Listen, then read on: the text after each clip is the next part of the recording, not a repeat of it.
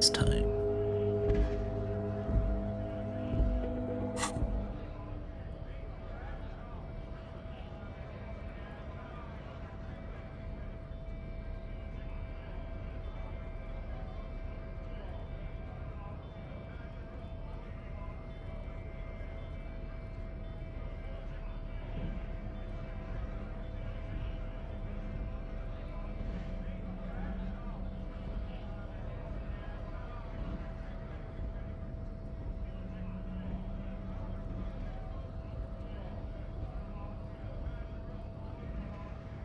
We had a little bit of a mental breakdown last time.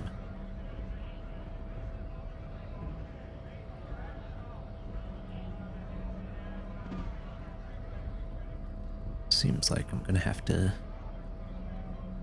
some catching up.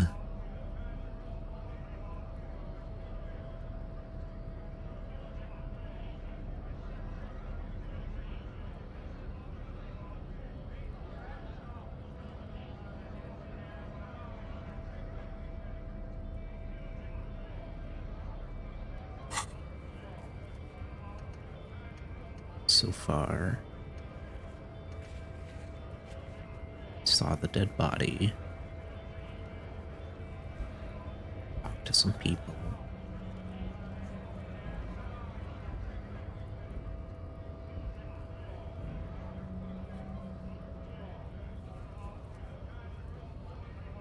We learned our name, supposedly. Harry Dubois.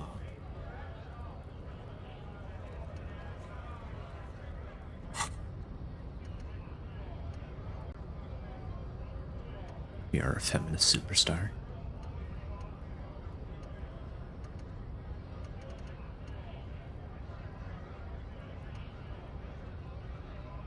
Himbo.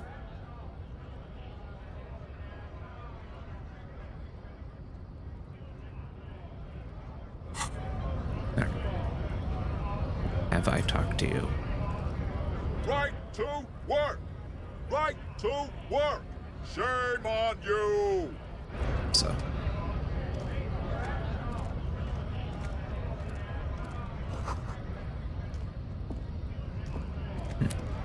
So.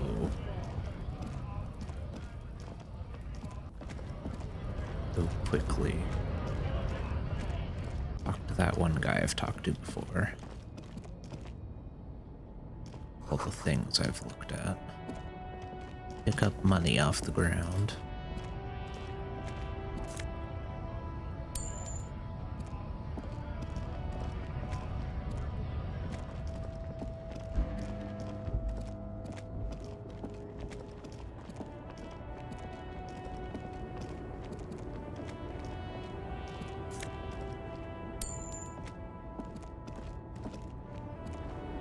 Right to The talk to small, you. wrinkled woman does not greet you. She nods, no response, wherever. Wait, she's just a distracted old woman. Why? And says no. Don't do that, dummy. Ah yes, got a tank top. Important.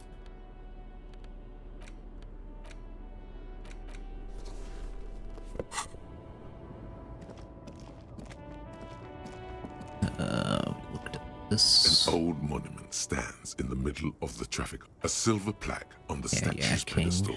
As you look up, you notice as you look up, something with great kinetic. Someone shot him in the. Okay, well, Martinez is riddled with... If we connect, I've made a note. The king stands high above you, surveying the bay. Right, that's true. Mute. What did he do? Oh. High above you.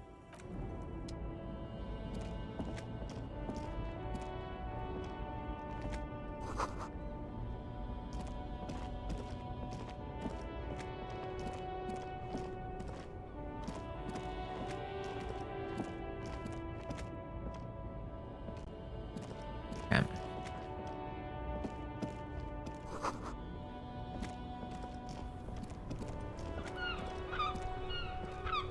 I am a gander and a hunter and a gatherer from another planet.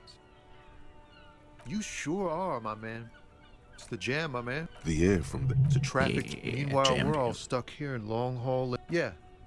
Feels like forever. Like I was born on this here roundabout and this was all. Yeah. So tell me, what do you need? Nope. Got any Don't smokes? smoke.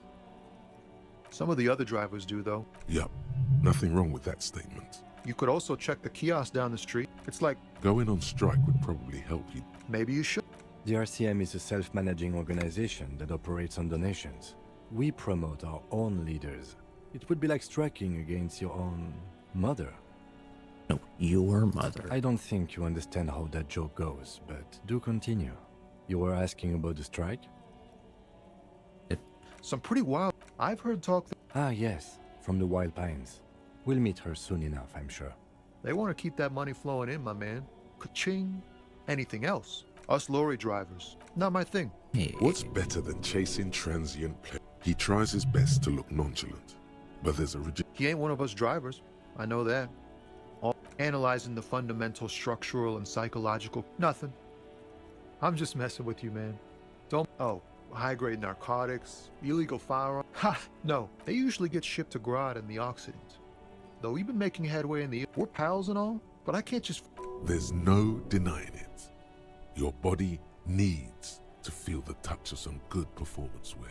Not unless they've illegalized sports equipment. Never. They would never illegalize sport. Sport is the most... This rockin' beauty. Sure is. Like a rash you can't get rid of. You interested in heavy-duty cargo machinery? Neat.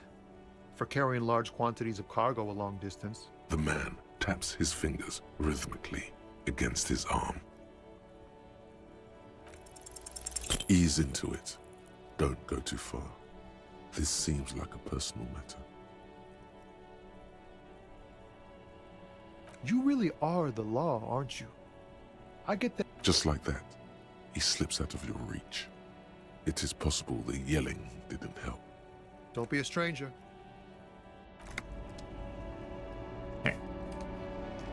and talk to.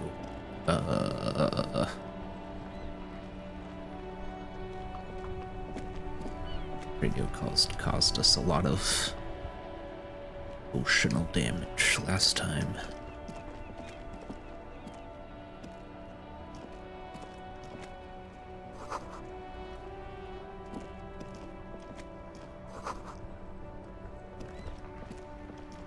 I can't believe it's snowing again.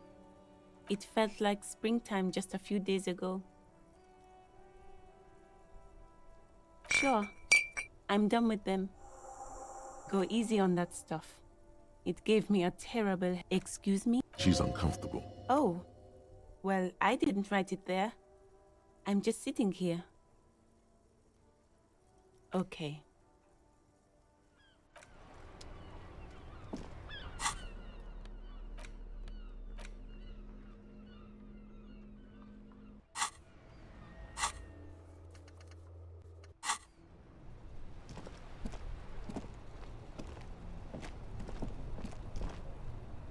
Full. Before you stands a motor carriage. The body in the cabin, you are welcomed by a set of steering levers, a scent of leatherwork and heavy fuel oil. Take what He's clearly the prime, cold, useful for opening the handles. You can. It's robust. Lets you see the pull-out toolbox. Slides back. The white. Your fingers waste no time closing around. The smell. I'm good. Cherished. You feel an uninterrupted connection to the mechanics. Of course, it's only in your head. Of course it is. But it almost feels as if the clutch at the bottom of the sea. That. So strange.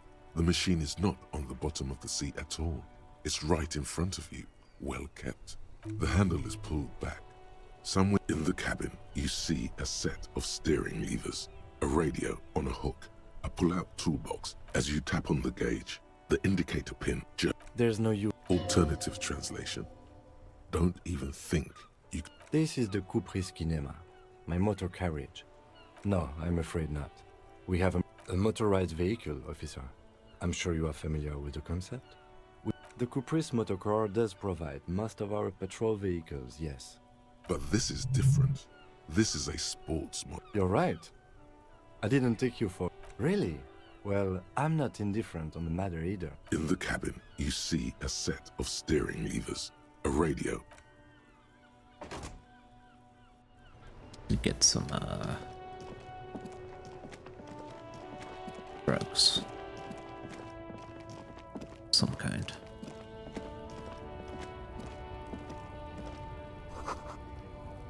That was Glossy Magazine, Most Able-Bodied Men. Issue hosts top 10 list. Jump Jams, a popular music mega. Oh no, they're much hunkier than you. Oh no. Talk to you in a minute. Go to the freet.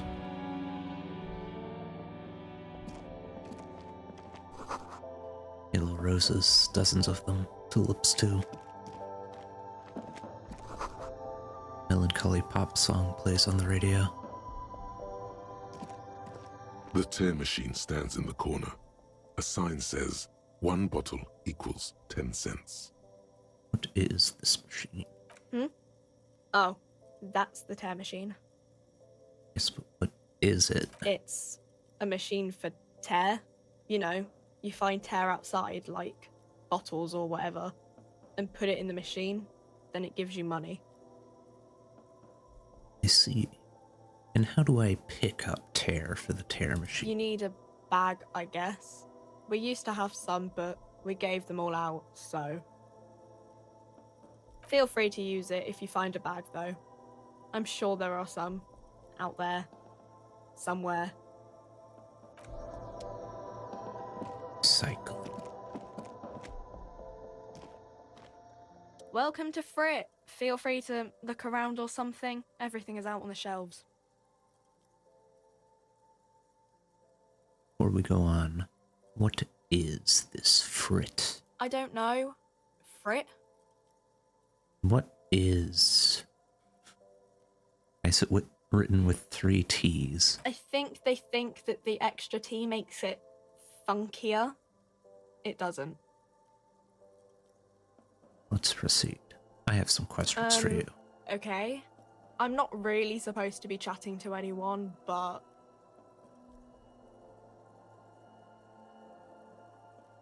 Can you tell me anything about the dead body? I don't really know anything. I mean, I know it's there, but I haven't seen it, so... You know the man who died? Not really. Not really. Does it mean you knew him a little? No. I didn't know him at all. How long has it been there? I don't know, really long. What do you think happened? I don't know. No need to worry. It's just standard procedure for us to ask around. If you hear anything, let us know, okay? Okay. Uh-huh. Can you tell me anything about this reality we're in? Reality? You mean, what reality? Economic reality, or...?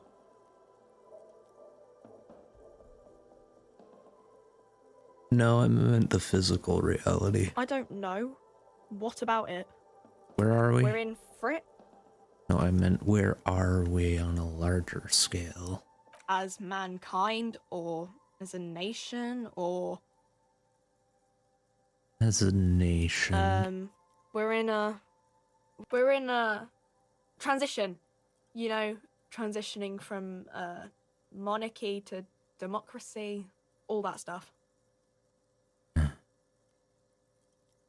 What time is it? I don't know. Look at the clock. It's right behind you on the wall. The clock shows the time at 10:09. The hands seem to be still. It's apparent the clock doesn't work. What is the revolution? When ordinary people take over the government and demand democracy. What about the one we had right here in Revachol? Yeah, it happened like 50 years ago or so. Sorry, I'm not very good at this. At history, I mean.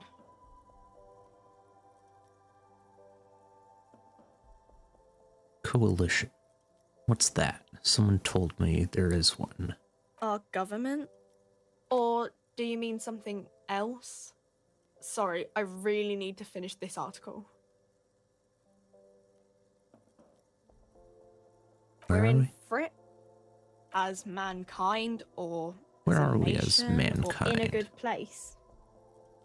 I mean, science is doing great, and this radio computer thing seems to be kind of big. I don't know. Fancy.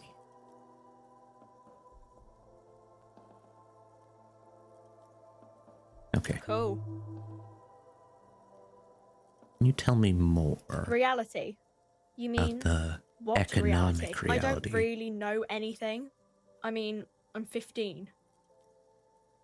15. 15 is an excellent time to learn about the economic reality. Yeah, that's why I'm working my arse off in Frit. So I guess, like, that's economic. About the physical I don't reality. know. What about it?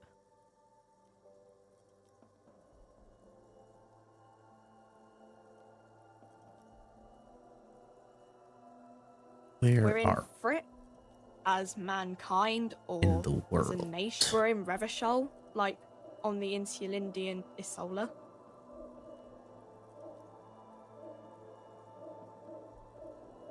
In Isol. I was just testing your That knowledge. wasn't very hard. Cool. That's not gonna work.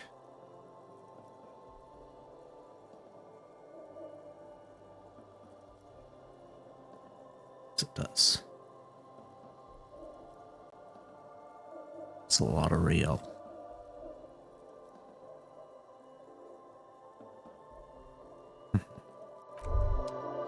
Should probably give it to Gart. Some kind of superstar. Yeah.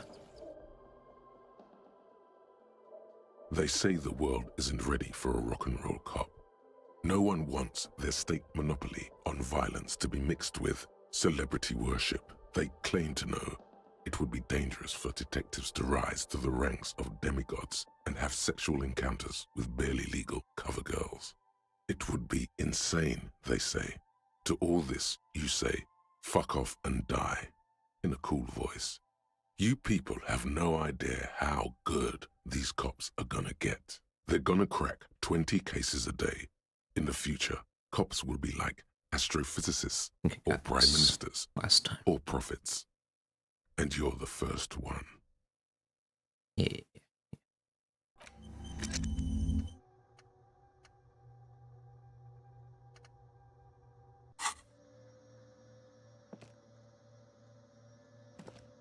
You see several packaged raincoats fill a low shelf beneath a display of croissants and juice bottles. The raincoats are transparent, except for the big Fritta slogan on the back. The packages are small, discreet, sloppily stacked, making them easier to take unnoticed. No need to worry about knocking over a display. What's that? What is what? It's a raincoat. If you want to buy one, then it's only 4 real. Her attention is drawn to the raincoats. Stealing one undetected will now be more difficult. I'll just buy it. Here you go.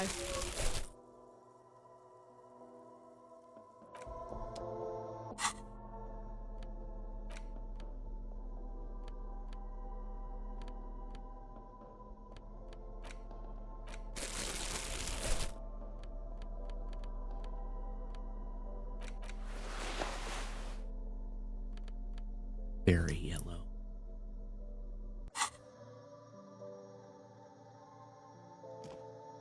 A small cabinet on the wall is filled with various medicine bottles, nasal sprays, and blister packs. They all bear the Saint Baptiste Pharmaceutics logo. Just ask me if you need anything from Saint Baptiste. We don't stock prescription meds, but we do have Nosafed, Duramine, Magnesium, and Hypnogamma.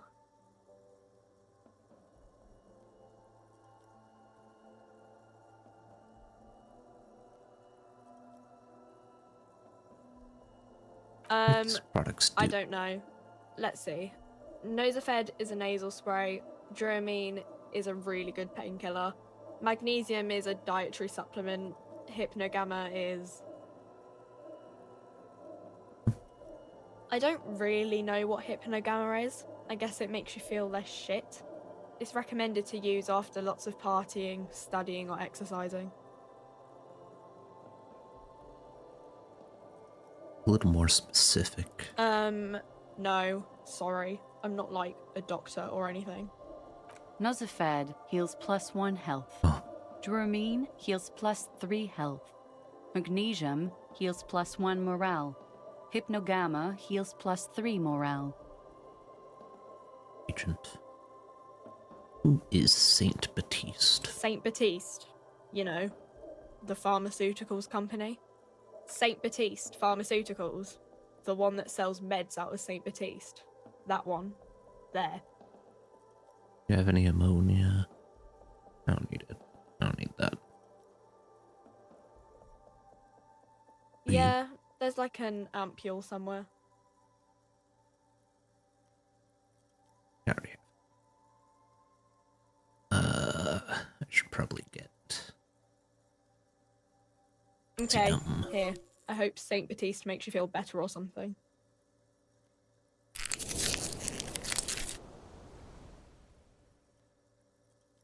Okay, here. I hope Saint Baptiste makes you feel better or something. What else we got? A colourful display of cigarettes and alcohol bottles line the shop wall, inviting you closer. The bottles wink at you in the light. The smokes too glitter in their wrapping. It's like looking into a kind of heaven. Your knees are weak. There, in that dark green glass, all in vain. The great flowing river of warmth, wine, alcohol, beer, alcohol, love, alcohol. Ugh. This is not a good place for a recovering addict. Guess not, no. Looks at the wall of goods behind her, then adjusts her hat. Fucking jester hat visor. Good thing you're an unrecovering alcoholic then. I'm obliged to inform you that both alcohol and cigarettes damage your health. But I guess you already know that. Know this, you will never finish your alcohol quest if you don't buy beautiful alcohol.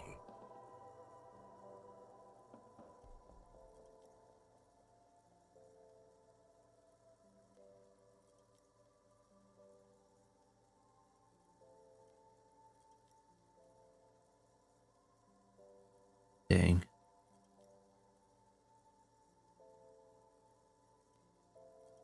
Cigarettes make you smarter.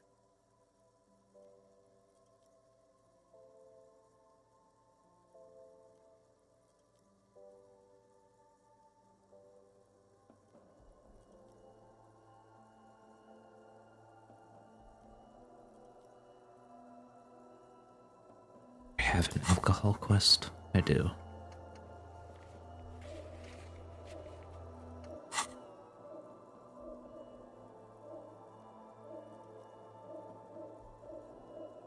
Give me the cigs. Here you go, mister.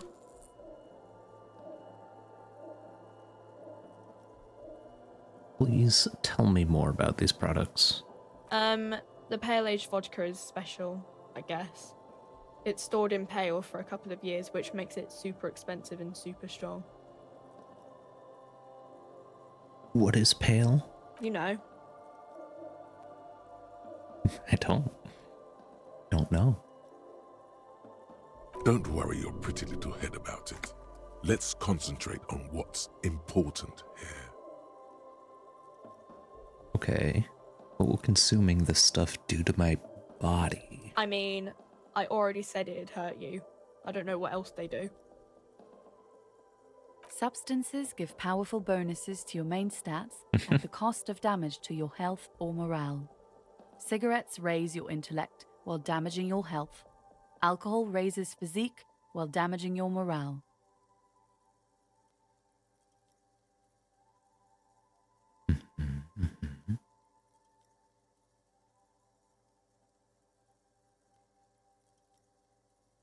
take a lot of damage to my morale right now. Use medication, like Nosifed and magnesium, to counteract the negative effects of substances.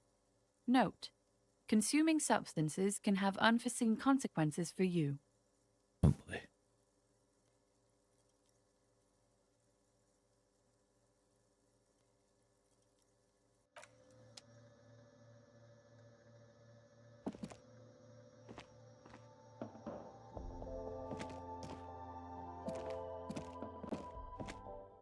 What's the worst that could happen? Cancer.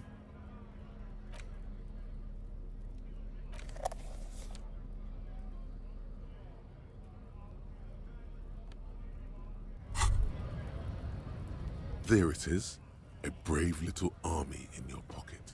The 1st Smokes platoon. 20 brave souls standing in salute, ready to step into fire for you, sir. Time to look cool. Pull one out of the pack. You picked the best one. This soldier is fat and succulent. What are you waiting for? Light up. Re-become yourself.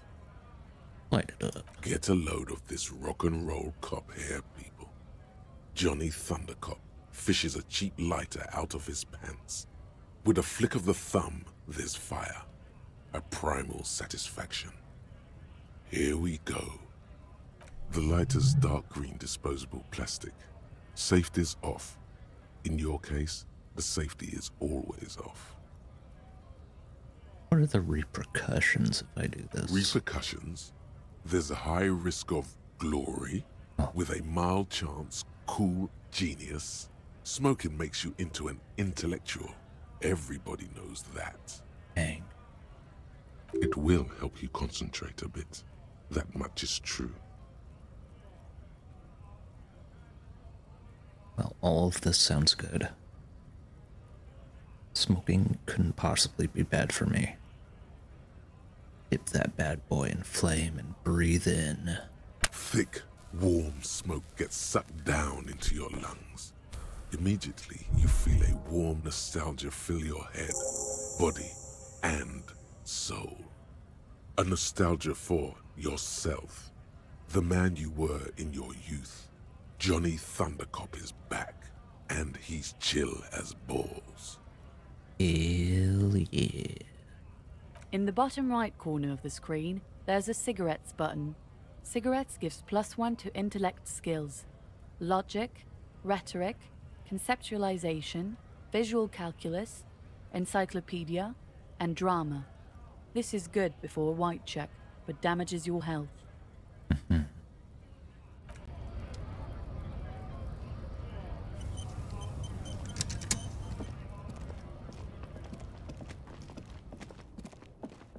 Alright.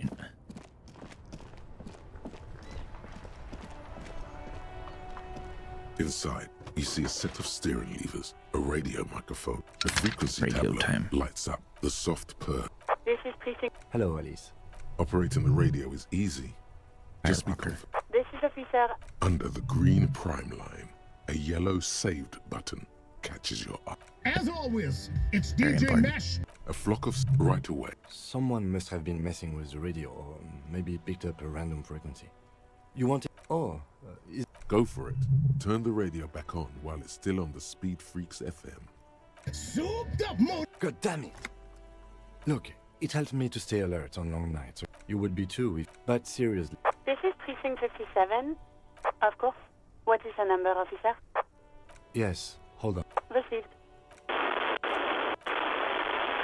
Give it a minute. Officer, I have still. Yes, hello?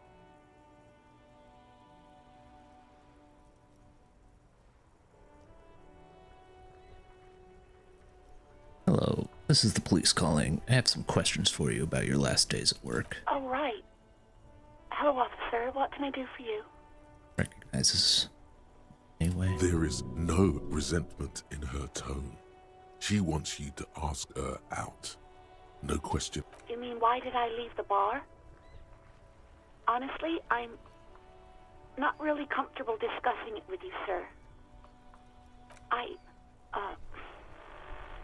Let's just say I left because I needed to get away from someone. You know whom?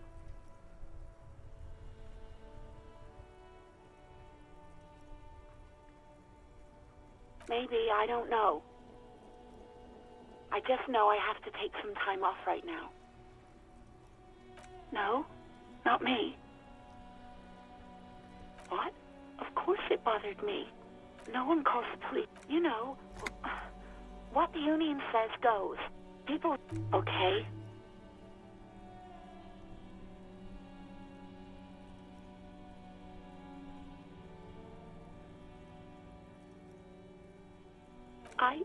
I didn't want...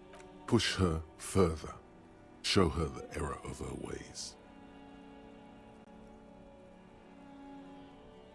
I don't remember if I went this far. What others? The other people who live around here. Local people, I didn't want trouble. What trouble? You don't live here. You don't understand. Squealing is frowned upon here. Everything is dealt with, well, by the union. In turn, please, I just didn't want any trouble.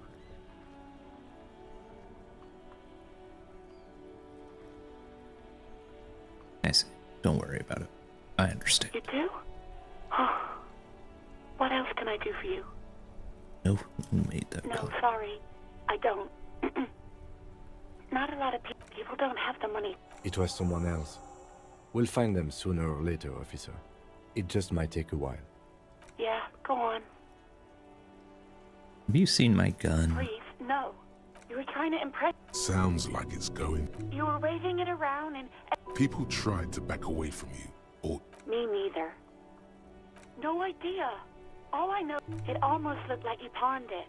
But believe me, I did not ask. Nope. Not again. I do hope so. Please, don't call me again. Bye.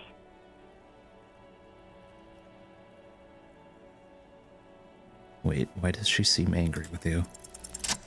Yes, you have obviously done something to upset her at the Whirling in Rags, when she was still working there. Wait, where you go? You're mad at me, right? Tell me, what did I do? I can't remember anything. I'm not mad, it's just... You were so drunk and so emotional all the time, and then the skua thing happened. It just made me want to quit. What skua thing? Stuffed bird, the great skua.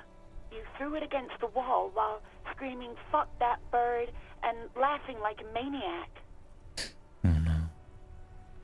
I think you said it had been giving you shit ever since you got there. That doesn't sound anything like me. I love birds. Yes, well... Static on the radio suggests Sylvie doesn't have a comment. So you're telling me that I was the one who made you want to quit? Yes, obviously. You were the worst client I've ever seen. And I have seen so many assholes in this place. I've had sailors fighting, union guys grabbing my ass, kids stealing booze. Once a guy was glued to the karaoke machine every night for 2 months. But you... Go on. I want to know what I did. Well, you were worse than all of them. Honestly, you were getting borderline aggressive. Even about little things like not turning down the volume at 3 a.m. I even liked one of those songs you kept listening to on repeat. No more. I hate it now. Hold on, which song? We Go On by the O.O. I can't listen to it anymore. You've turned it into a parody. Sorry. Sorry about the song. To hell with that song. Then there was your room. Your project. An experiment to see how bad it can get in there. I tried to send the cleaner, but you wouldn't let me. Threatened to make me understand. I had no idea what you meant, and I don't want to know. And then you screamed something about how you're actually a real cool guy, and no one understands it. One of the coolest guys there is. the coolest guy in Jamrock. Something about disco, too. I'm sorry. And then I had to deal with your toilet. The one you clogged with police documents, causing water damage downstairs in the kitchen.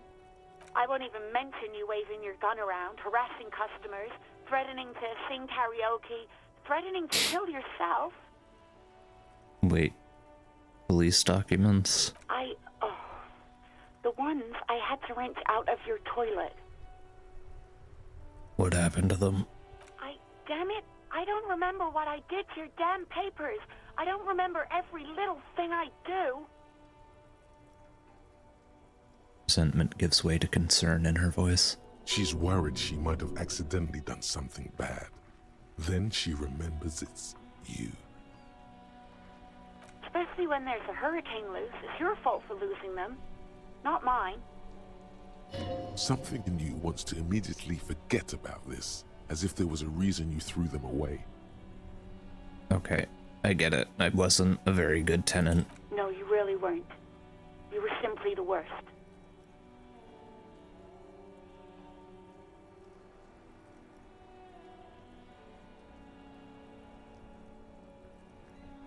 I am truly sorry for everything, Sylvie. God, I knew I shouldn't have brought it up. Just try not to call me again, and let's pretend it never happened.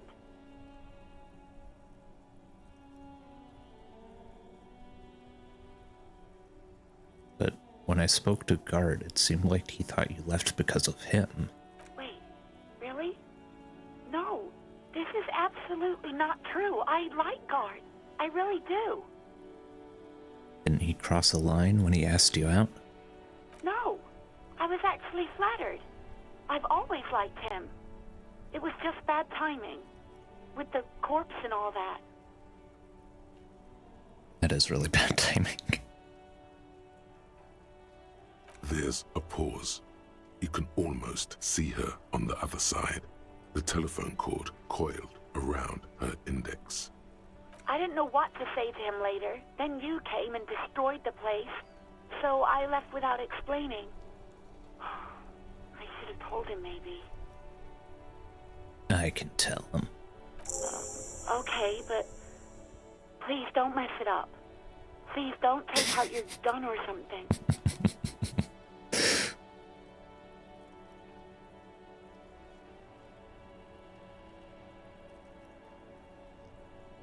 What else did I sing beside the OO? I'm looking for a song. Oh, all sorts of things. From disco, rock too. So much disco and rock. Was I singing The Smallest Church in St. Saëns? Yes, that's the one you like to sing along to the most. The later it got, the more that one came on. Interesting. You still have to find a copy, though, before you can blast it. Right. Thank you for talking with me. Take care. You hear a sigh of relief on the other end of the radio. Wordless, the call breaks. Then, the already familiar voice.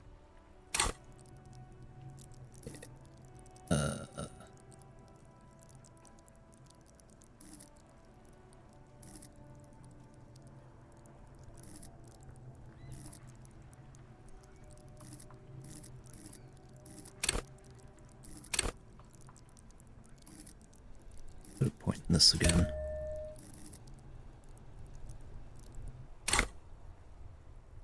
Anything else I can help you with, officer? Yes, It will take the... Her voice. Gottlieb, what do you want? He's carelessly chewing on a piece of hard candy. In a bad way, Doc. Real bad way. It's you. Firewalker? Do exactly that. I'm the most serious person hard to... Or, actually, yep. Yes, He sounds... cut down on the... Oh, but speed. Sweets. And you Sort of. even better. Anything with all the damage, what else? I'm not a... What? You want me to do blood work for you again? Tell you just how bad things really are across the board? You want another rundown of everything collapsing inside your body? Give me the truth, Doc. You want the real honest to God truth. Stop drinking, eat magnesium and vitamin D. Our station is not a retirement home. We don't have the funds to deal with rock stars past their prime. So it's political. You're being neglected because of political reasons. And no, I don't want to hear a political commentary on the topic. In fact, I got work to do. Some idiot has glued his eyelids shut with cyanoacrylate. It looks like Mectorson. It's not fucking cryoacrylate. It's super glue, Doc. Okay, that's...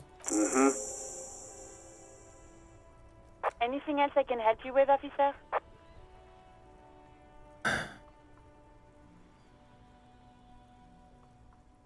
You're gonna make fun of me. Just a second, officer. 10-2, 10-4, what's your status? Over. 10-18, 10. State your message, sir. Over. Do some personal details. This might sound odd, but there's personal details I'd like to discuss. 10-4, your badge should have most of your personal details. Look over that. Over. Of course. My badge. I can look at my badge that I have. 10-4, anything else for you, sir? Over.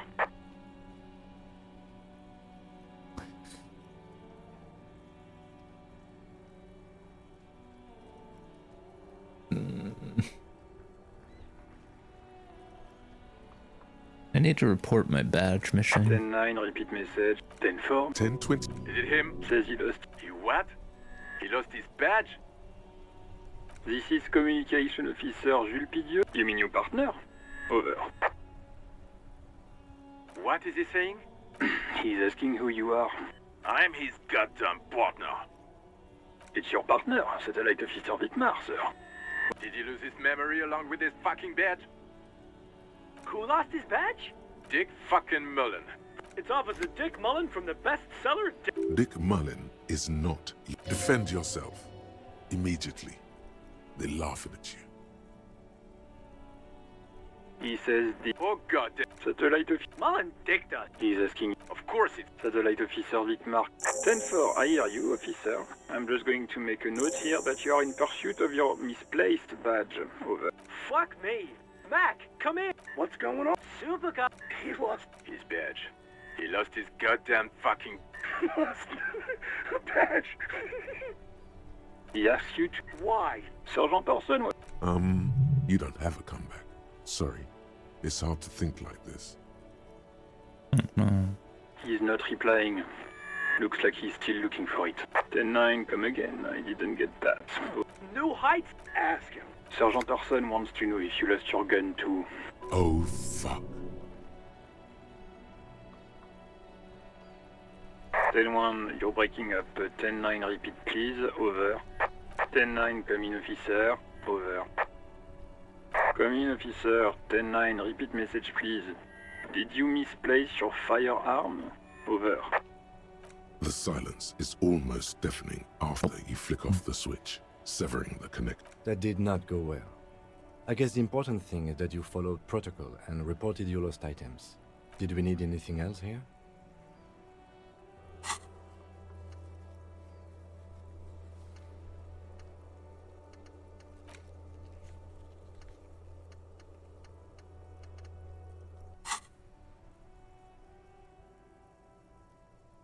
This is Precinct 57. How may I assist you? Alice, this is Firewalker. Reconnect me to the 31st. Right. Please hold. 10-4, come in.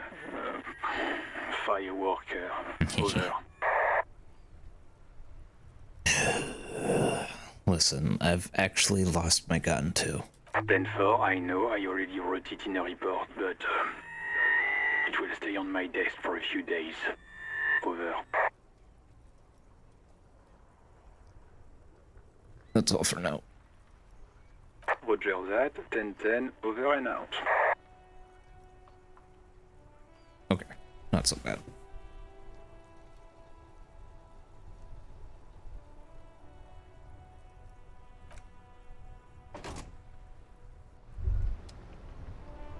Hey, so we've been monitoring you internally, and now we know your capo type. There are capo types? Yes. Guess what's yours?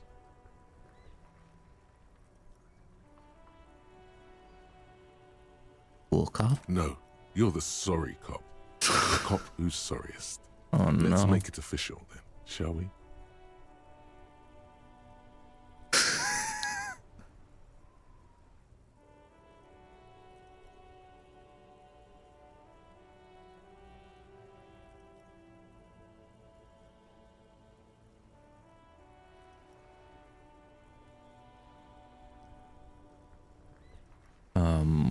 Won't the other capo types be jealous? What? Jealous of the sorry cop? I think they'll be fine. Don't worry. Fucking... They should be sorry. Yes, yes. Impotent rage and lamentation. Let's wrap it up. I'm sorry. Of course you are. It's okay. See if you can get something out of this, like info. Or maybe every time you say you're sorry, you get $1 million.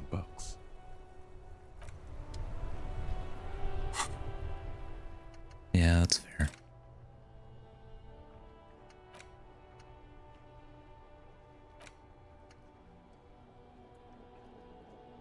-1 authority. Embarrassment to the party. Oh no. What could I get out of this though?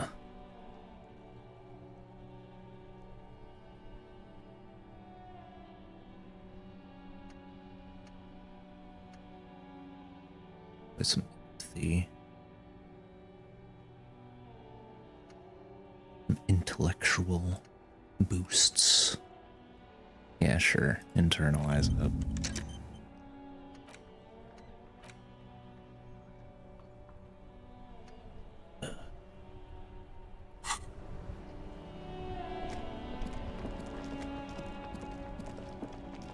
It's getting late.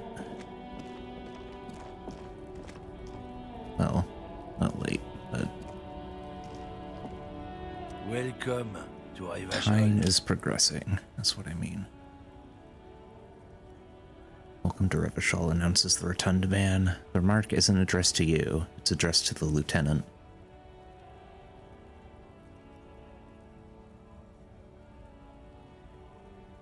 Why are you addressing my partner like that? Don't you welcome to Revachol me. My grandfather came here from a 3,000-year-old racist isolationist culture, while your ancestors came to this island a mere 300 years ago. Every school of thought and government has failed in the city, but I love it nonetheless. It belongs to me as much as it belongs to you. You tell him. It's men like you who keep Revachol divided, making it that much harder for everyone to climb out of this post-war limbo. So we are in limbo. Oh, come on, man. I just said welcome to Rivachol. It's a lorry driver thing. I know exactly what you meant. You think my kind doesn't belong here, that I should watch myself and behave. But you see, I'm an officer of the RCM. It's actually my job to make sure you behave. I would advise you to remember that. Silence. The air between them becomes tense. Your partner needs backup. Now's your moment to shine.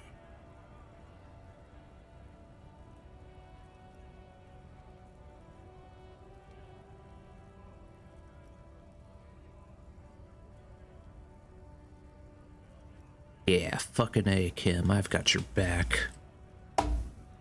You two make a cute couple. You know that? The lieutenant exhales and resumes his regular calmness. Now that that's settled, we have a couple of questions. Whatever you say, officers. Waits impassively, cigarette smoldering between his fingers. He smells of heavy motor oils, and his breath of high tar content cigarettes, probably Astra Whites. What was that argument all about? It's about biological determinism, natural law, the sorting of the races. Oh no. Not the most popular topic nowadays, with the coalition in charge and all. You might want to change the topic. That is, bury your head under the sand like common sheep. Change the topic. The way he says it makes it almost sound like a threat.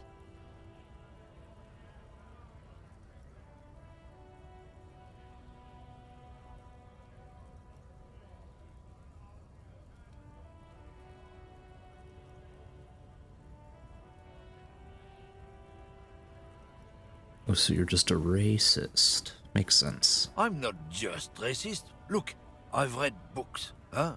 The science of racial theory has all been proved, even if some people don't want to accept it. We could go have a deep conversation with Measurehead up there. People who've studied these things say that you and me are superior by design.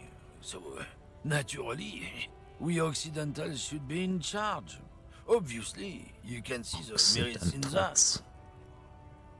If this guy's all the Occidentals have, well, let's just say he's not exactly ripped.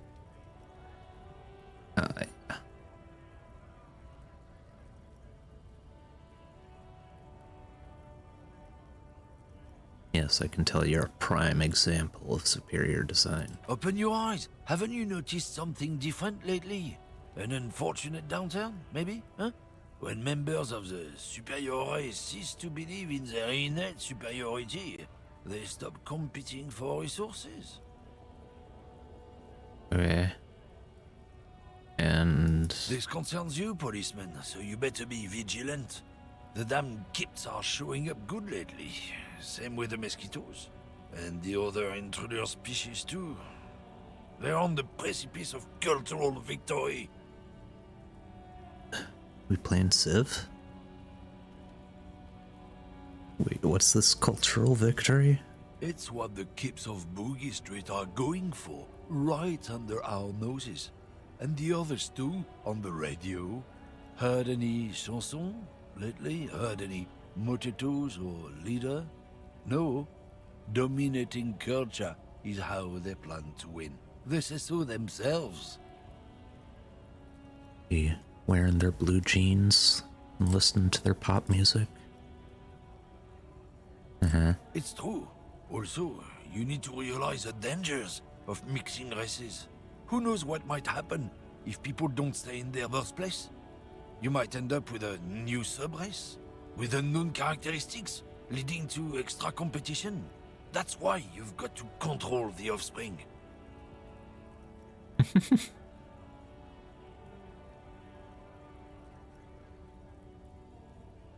Yeah, I'm not down with this. Why don't you go fuck yourself? Don't push your luck, runt. Looking for something, Runt? Come to tell me to fuck off again? What are you Oh, hauling? not much anymore. I'm here to pick up some cargo, but the dock workers are on strike, so it's a sit and wait on your ass situation.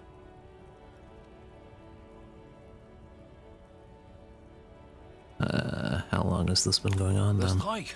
Oh, they've been at it for a while. A month, 2 months maybe. But this here is just the last week or so. What kind of cargo are you supposed to pick up? Apples. Apples? Yeah, apples. I take it you had other questions? He's given you the runaround. Let's be honest, you were bested. Done.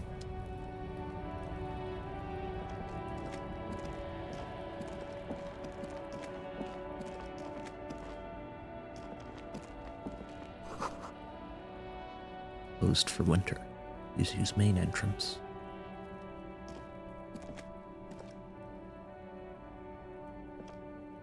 It's the door.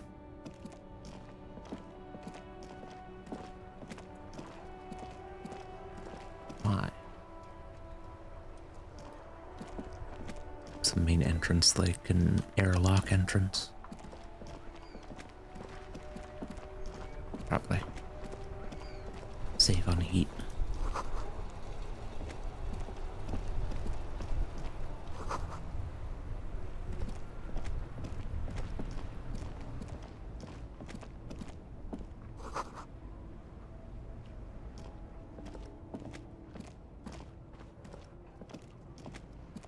There are clothes inside. Cheap second-hand clothes, smelling of strangers' body odors. Oh, yeah. Don't be shy. These are premium class clothes. Good quality fabrics, best retro design. Save the economy with your style, officer. You find your hands deep in tattered and faded garments made from weird polyester blends that make your body itch and sweat in all the wrong places. The box smells like cat piss or like an old person with no money. Oh, yeah. Economical, but also trendy. Look first-hand, buy second-hand. Keep the economy moving. Find something worth salvaging from that pile of rags. Something cold grazes your hand. Synthetic and sleek. A windbreaker. Surf, it says, but also wind, summer, 100% waterproof, and sport. All in different typefaces. Oh, yeah. Practical, and yet it may deaden your senses to the world around you. Possibly because of the awful typeface. Good choice, officer. Mega sporty. And it's only $4.50 for you, sir.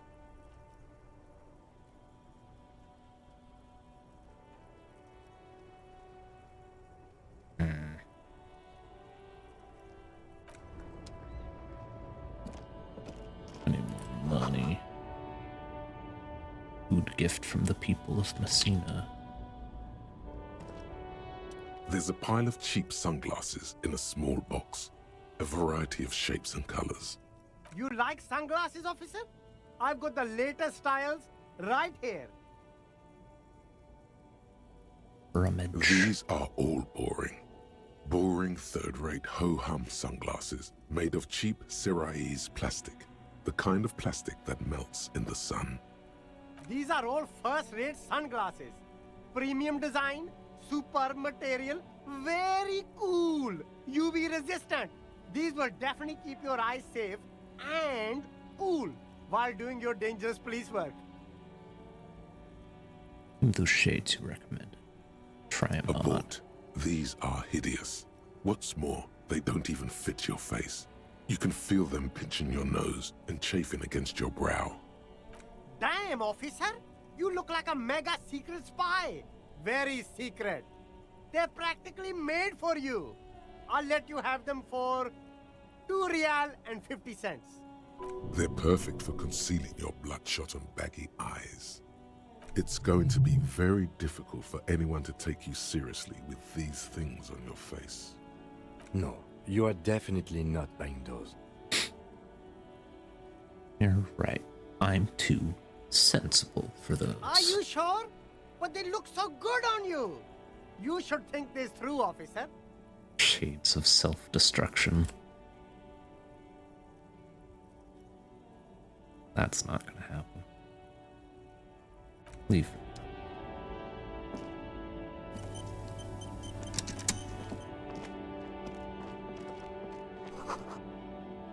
Applying to the company that controls the drawbridge.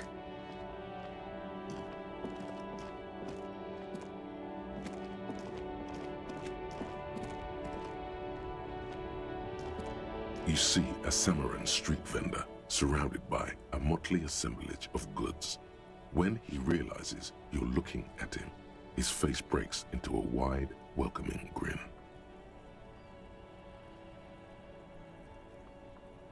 The name Sileng is embroidered over his breast pocket. Happy shopping, officer. Everything's cool here. What's so cool? Everything's cool. The goods are cool, the customers are cool, the place is cool. And one more thing, officer. Me? From out on the bay, a cool wind gathers. It sweeps into the city, tugging at the textiles hanging around the stand. Some distance away, the sound of a tin can clattering across the street can be heard. You're very cool. Yeah. Bang, bang, bang, bang! You feel a twitch in your index fingers.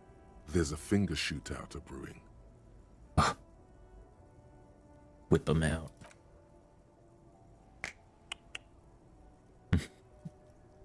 and shoot, officer. Have we got an arrest here or just a shakedown? A shakedown. Good one, officer. You're a funny guy. Now, what can I do for you? Just kidding. Here to shake down for some answers to official police questions. Then fire away, officer.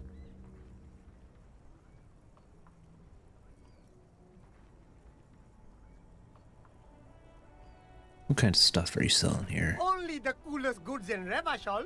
I've got sneakers, speakers, extremely comfy pants too. Try them on right here. No shame, only freedom. Where'd you get those comfy pants? I'm an entrepreneur, officer. I've got sources, buyers, suppliers, distributors, manufacturers, wholesalers, all extremely cool and above board. You have a permit to sell all that? Good joke, officer. Here we don't have permits, just economic freedom. Take a look around. You glance around the decrepit buildings, the miserable weather, the sidewalks strewn with sunflower seeds and a dust-choked air. It's beautiful. Beautiful freedom. Kim, is it true? He doesn't need a permit to sell? It is, yes. Anyone can set up their shop whenever they feel like it. Whoa.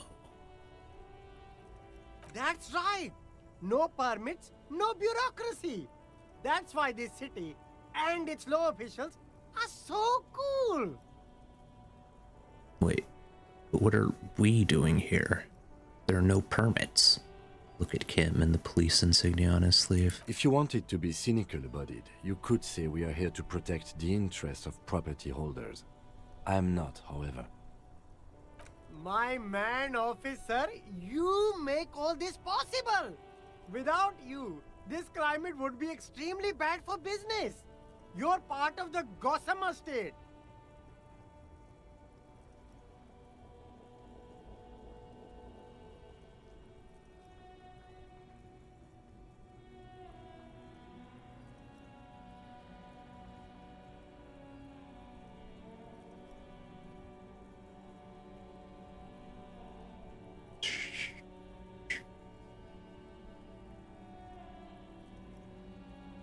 A Gossamer state? You're right, this is cool. I'm part of a hip, thin, almost non-existent state apparatus. Yeah, that's the main thing about you. Freedom is great. It's what lets independent entrepreneurs like me sell quality goods at competitive prices. Is there a discount for cool officers like me? No need for discounts at ceilings, officer. Everything's already on sale. Anything you want, 50% off. Of course. Ask you about something Anything else. for you. Food packages you're selling have humanitarian aid written on them. Oh, You come. mean these delicious pre-packaged shelf-stable meal kits? Really easy to cook, no hassle, really cheap too. Buy some, try them out. I think one said not for resale on the packaging. No problem here, officer. I get all this from one of my suppliers, an extremely reputable guy. Wait, Humanex, humanitarian aid.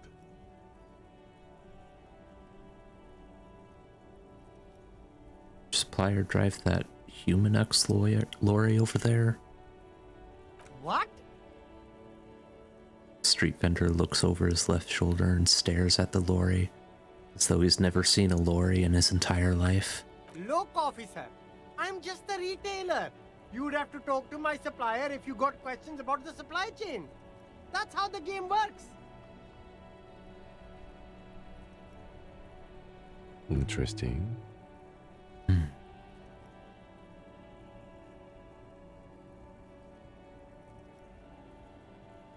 Where are you from, Sealang? Me? It's a boring story, officer. Who cares about the past? I'm all business now. All Revachol. You're not local, are you? Very sharp, officer. I'm Serais from the Sigai province. of the Seraïs Empire? The apricot suzerainty, you know? Apricots. The apricot suzerainty is what the Seaguy archipelago is commonly known as in Revachol. It's a bit of a fraught term, I'm sure you understand.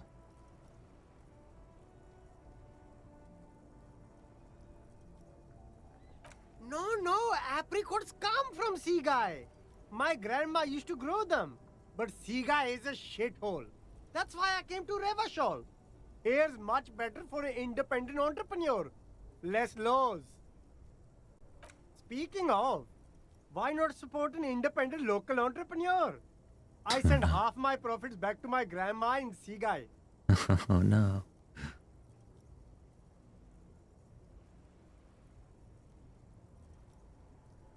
I'll look around things. So wait. You see two lowly, defeated speakers, thralls, slaves basically, perched atop them like conquerors surveying the land. A pair of found, durable wear sneakers, ultra series. I can see you've a taste for luxury, officer. Can't keep your eyes off those sneakers? Inspect the speakers. These once respectable speakers have been conquered, reduced to a mere prop by the indomitable found ultras atop them. A small heat emboss on the veneer reads, "Solidarity aid from the People's Republic of Samara." The speakers themselves don't seem to display any magical qualities. No, don't look at the speakers, officer. Look at the sneakers. The sneakers are the stars here. Poor little speakers. No, don't pity them, officer. These are old Samaran garbage. Don't even look at them. Check out these super cool, fun ultras instead. Can I just buy the sad, conquered Samaran speakers? No way, officer. These aren't for sale. They're bad speakers. Lo-fi socialist junk. That's why I want them. I think I might be lo-fi socialist junk myself. No, officer. You're a high-class policeman who accepts nothing less than the best. Lucky for you, I've got the best on sale.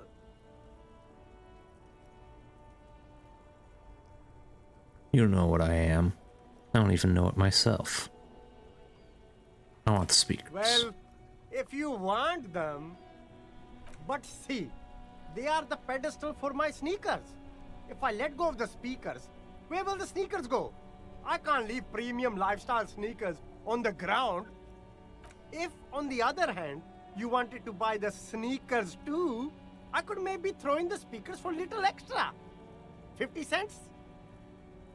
Inspect the A pair of speakers. found ultras.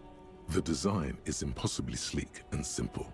A futuristic silhouette with a sleek monochrome colorway, a jet black upper, and a silver-lined midsole. Those sneakers, mister. Those sneakers are the latest found sneakers. Super air, super fine, super cool. Only 50 real. Oh. Only.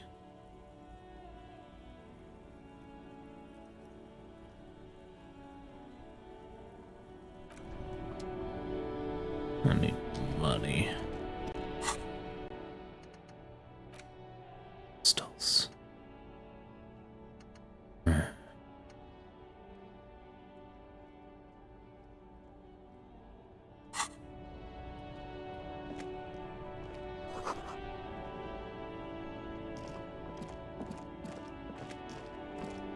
Probably go get that body down today.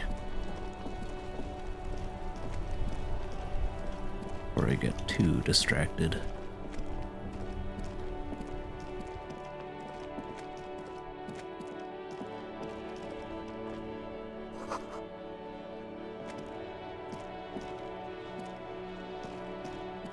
I need to get a bag.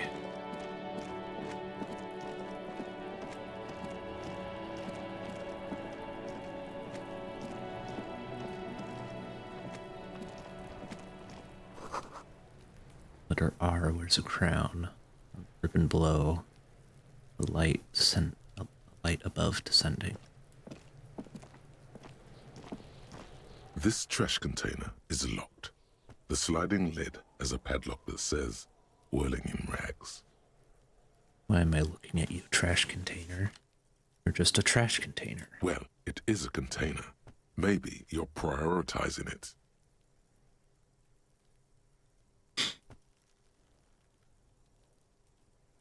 We get the lock open. We could try using a pry bar. The one you took from my motor carriage, or... Did someone say pry bar?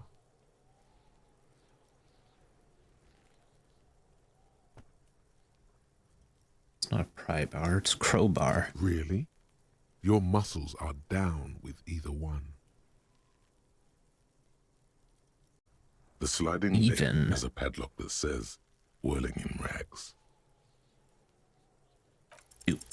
Force time isn't happening. You've jammed the pry bar under the lid, but it just isn't bending. In me. What is this? Your triceps ache for the metal to bend, but it resists. This calls for a potent curse to help break its resistance. Utter the power words. Power words. The fuck kind of metal is this? This fucking shit. The quality of metal is not the problem. From what I see, it's sturdy enough. Aim from the pry bar with all your There's weight. a creaking sound as the pry bar slips under the lid. You hang from it like a moron, huffing and puffing. Clearly the technique is wrong, but nothing else comes to mind. That's it. I can't pry it open. Let's ask the manager for the key. This is clearly not working. I wanted to use the pry bar. I feel like I'm losing out on something, not using the pry bar. You are. The pry bar is quite satisfying and handy. But you are just not good enough at prying. We should get the keys.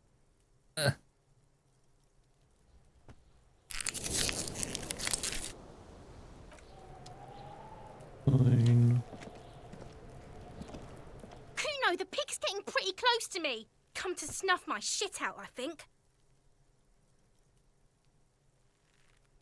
Take one step closer. Looks like it's time for me to go, Kuno. Pig's come to take me in. She means it. The fear is real. I just want to ask you some questions. I'm going away for a long, long time, Kuno. Going away for life. What's going on there? Fuck are you trying to pull, pig? What are those strange words you use, girl? I come from the woods, good Davidu. You don't want to go there with me. You don't want to see what I've seen. Don't be traumatizing her. Get the fuck out of here.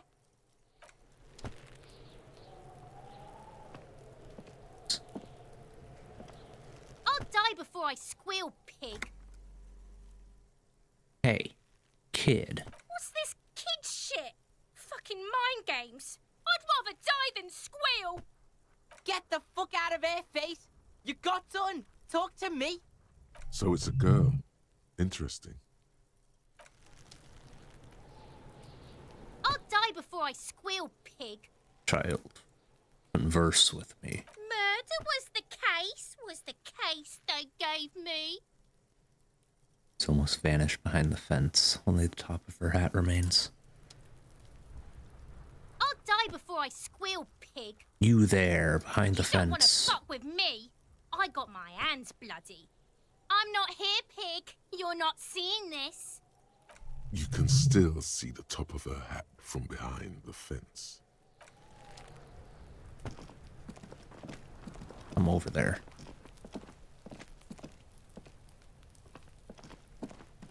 Figure out how to get over there.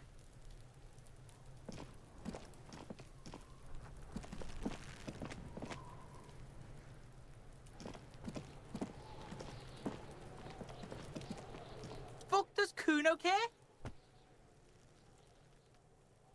You know, I found your shack. You found Kuno's secret door to Kuno's secret shack. It was closed for 5,000 years. How the fuck did you get in? I phase shifted through the roofing material. Shit. Get the fuck out of here. You can't do that. He can't do that, Kuno. He's trying to fuck at you again. Pigs can't displace. Can't do that teleport shit. How did you like it in there, pig old boy? Kuno's got a lot of cool shit there, right?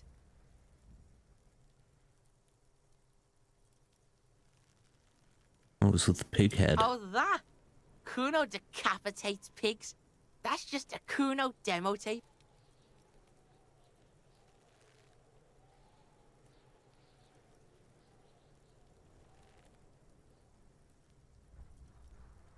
Cool pig head. I liked it.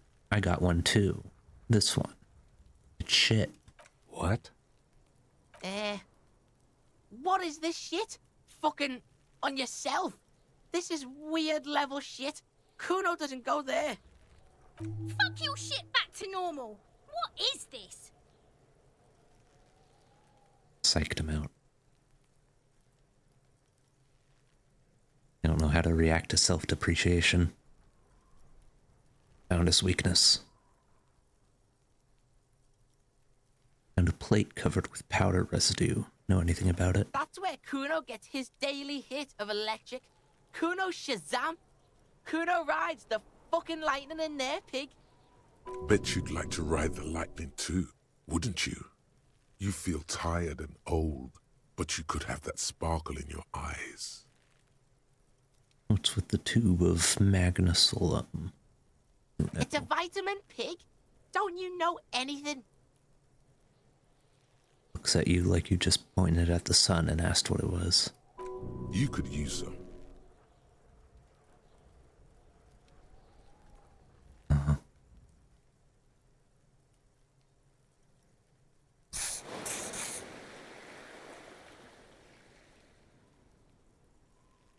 It's magnesium, right? Yeah, it's the mag. You fucking need that shit to stay on top of your game. Kuno goes through like a tube a day, rips mag like a motherfucker, and you could use a battle. Oh, don't teach him, Kuno. He's gonna use it against you, Kuno. Know all that magnesium. I rock it all the time. You're not getting this, pig. It completely takes away the hangover. It's like you didn't do anything. Like you stayed home playing with your choo-choo. Fuck you, pig. Don't do mag. You're gonna OD and you're gonna fucking die. Good call, Pigmeister. Don't come and talk to Kuno about his kingdom. I'm gonna discuss the body with you again. The fuck about it? You're testing Kuno's Get lost, Yeah? The kingdom of Kuno? The fuck do you want with it? Ladder No, ears? it's not fucking Kuno's. It's ancient. Look at it. He thinks you're fucking fool, Kuno. He says you climb the ladder up to your magic tree house. Get the fuck out of here, pig. Kuno doesn't have a magic tree house. It's in the greenhouse over there. Dunno. Kipta's gardener used to work there. Gardener used to work there? Yeah, that's what Kuno said. She couldn't handle the heat, so she took off. Kuno can take it. Shit's nothing to Kuno.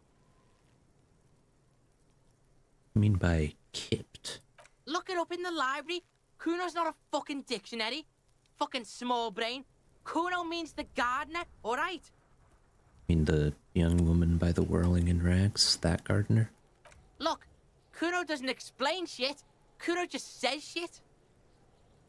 Looks you in the eye and nods as if agreeing with himself. I was wondering about that trash container. Don't be wondering about Kuno's shit, pig. Someone might have stashed something in there. Maybe there's even a lead. Yes, absolutely, absolutely. Why the fuck are you telling this shit to Kuno? Ah. Yeah, whatever. Kuno doesn't give a shit.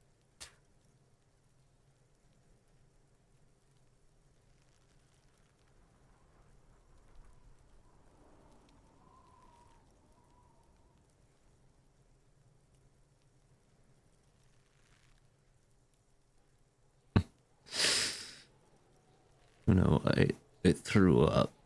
I threw up. I can't investigate the body now. Yeah, like a fucking volcano. Yeah, yeah, yeah. Fucking pathetic. You're lucky you didn't die there. Maybe you got some advice for me? I mean, you're obviously handling quite well. Yeah. Kuno's got some advice for you. It looks to his left, then to his right, and lean towards you. What are you? Like 80, right? Maybe you should stop embarrassing yourself in front of a fucking kid. Talk about your shack, Kuno. The fuck do you want with it? What was with the pig head? That? Kuno decapitates pigs. That's just a Kuno demo tape.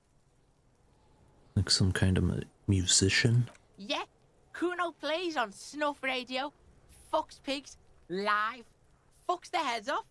Kuno's a cop killer. Good call, Pigmeister.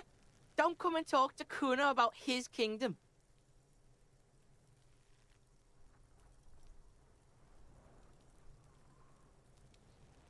Empathy legendary.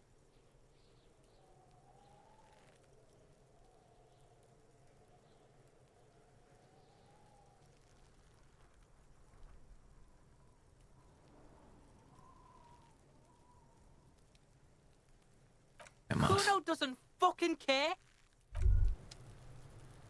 Hear that? Magnesium. That's what you're lacking. The lack of magnesium has you slouched. The magnesium levels in your blood are dangerously low. It's about the low magnesium levels and not the high alcohol levels. There's a lack of magnesium in me. Yes, and it's critical. Look at yourself. You're practically devolving into a fish due to the lack of magnesium in your bloodstream.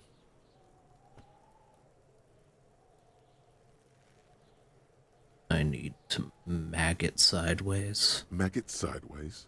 What are you talking about? You need to maggot up. You've probably had 2 heart attacks and a minor stroke already. And the only prescription is insane amounts of magnesium. 1 stroke? Don't be so modest. He's having one right now. Saying I need to become a magnesium-based life form. Yes. If you want to live, you need to evolve. You need to transcend the carbon barrier. Go to the apothecary and buy insane amounts of magnesium. It will reverse the damage to your circulatory system. Of course. Just remember, it's not the alcohol. Buy more of that too. Alcohol is not the problem. And it's certainly not the dextroamphetamine. Nor smoking for 40 years. It's the lack of magnesium and excess of coffee. You should stop drinking coffee. What? It wreaks havoc on your gastrointestinal system.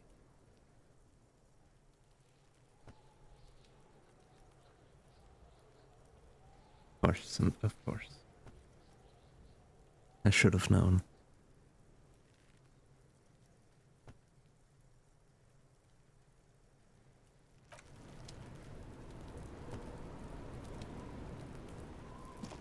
Alright, let's try this again. There he still is, looking right through you with his white eyes. The body below is entirely dedicated to that corpse smell. Emitting it is all it does now. Alright. The ammonia only makes it worse. The combination forces tears out of your ducts. You manage to keep it in once. The second time, not so much. When the vomiting is done, your cheeks are wet with tears.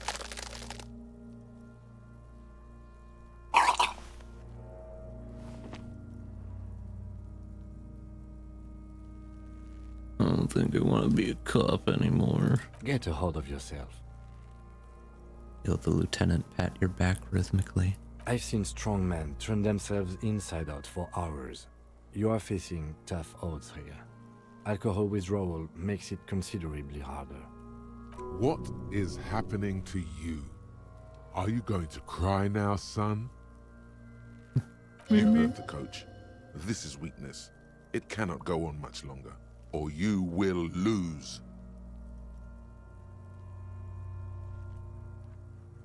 Why can't I keep it in if I've been a cop my whole life? I've seen captains puke their guts out. It never gets easier. You never get used to the smell. Every Monday is cadaver day. Throw up, investigate. Throw up, initial autopsy.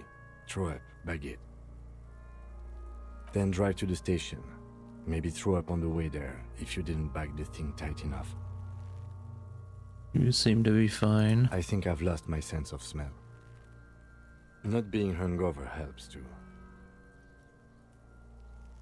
Give me a moment. I got this. Let's try again. An appropriate attitude. You need to get your shit together.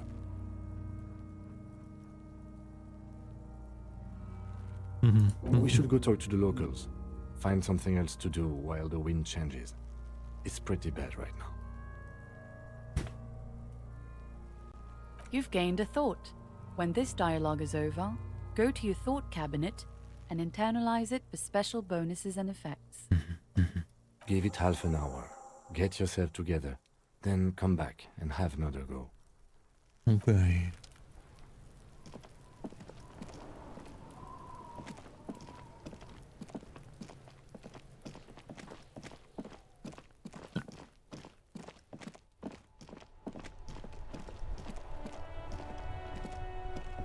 Mailbox. This Post Levantore, a faint sticker on the side reads, Ask Mailbox. The box seems eat shit pig, fucked by the coon, and St. G with a crown have been scribbled on it. Jenny, the mail collection box seems cathartic, thankful even. So do you. You shudder, then you swallow, and then suddenly you see it. Over all the other graffitos, someone has, using the tip of a very sharp knife, cut the words, Revachol forever.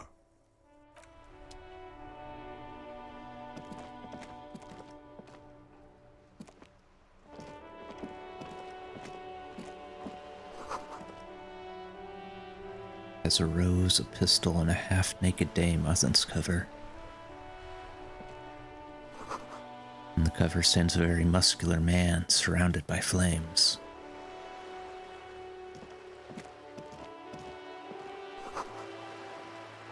This book is about pate. This book, you don't really understand what it is about, nor does it seem important. Book about Boyadero culture, promotes freedom and roaming upstream. Book is about future. The government reads your mind using radio technology. Book says you must obtain a Francogarian hard body.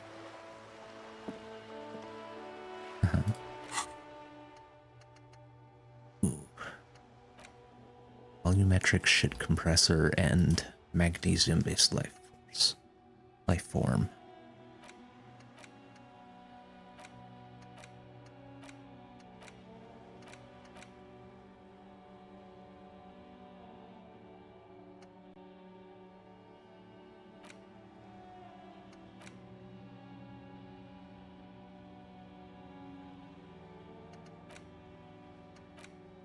Very good.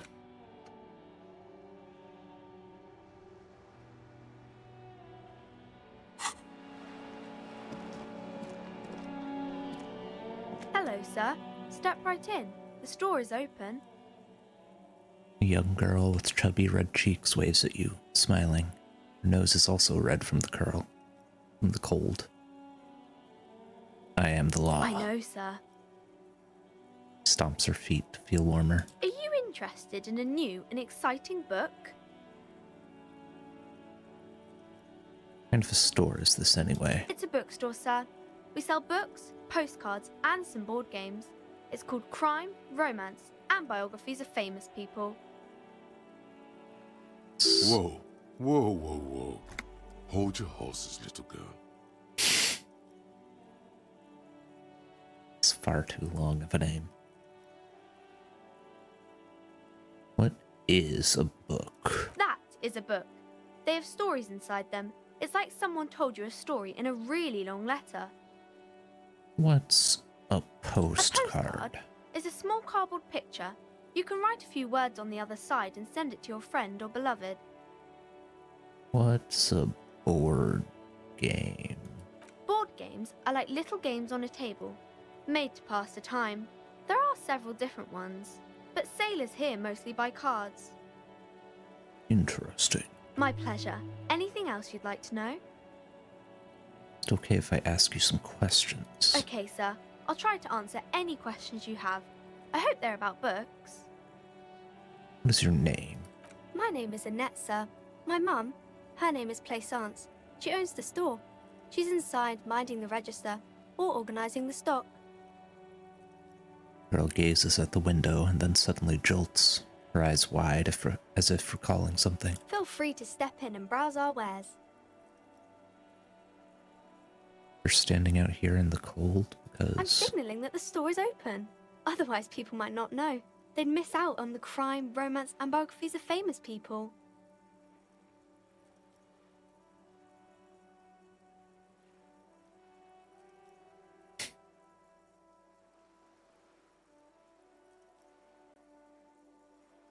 Such a good trooper you are, already learning the value of hard work. Thank you, sir. I'm happy to help Mum out with the store. Shouldn't you be at school or something, though? I do my studies at home at the moment. I have to help Mum keep this place running. What is school, anyway? School?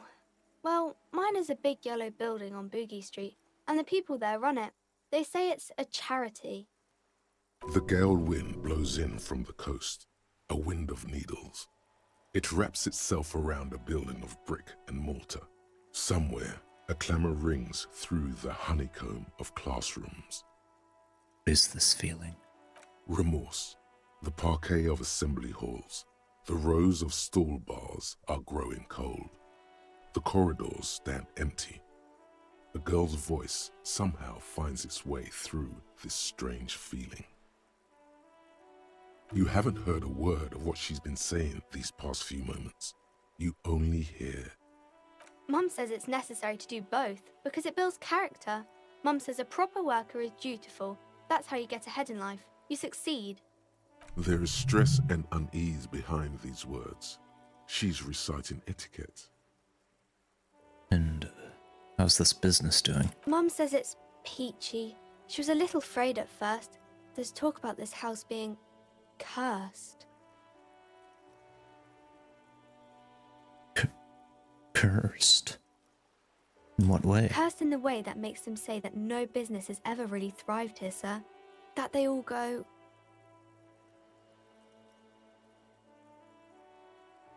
Ass up.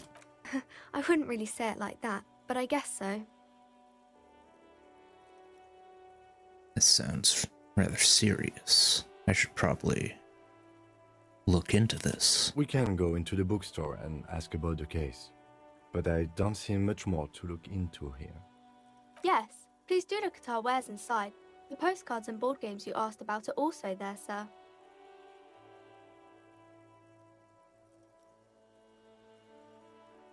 How does this curse manifest itself? It does not manifest itself in any way. It does not exist. I liked it better when we were talking about whether it's appropriate to stand out in the freezing weather. But Kim, the plasmic manifestations. No such thing. Lieutenant stands at your side, stern and serious. Anything else you wanted to talk about, sir? What do you know about the other failed businesses? Nothing really, sir. Mum doesn't allow me to sneak around in the back rooms or the cellar. I don't really know what's there.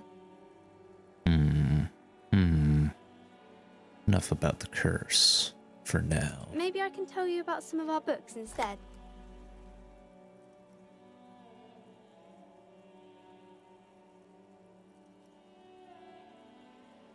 What is this crime business? Crime fiction is about murders or burglaries or things like that, and the work of a policeman or a private detective who's trying to solve a crime and catch the criminals.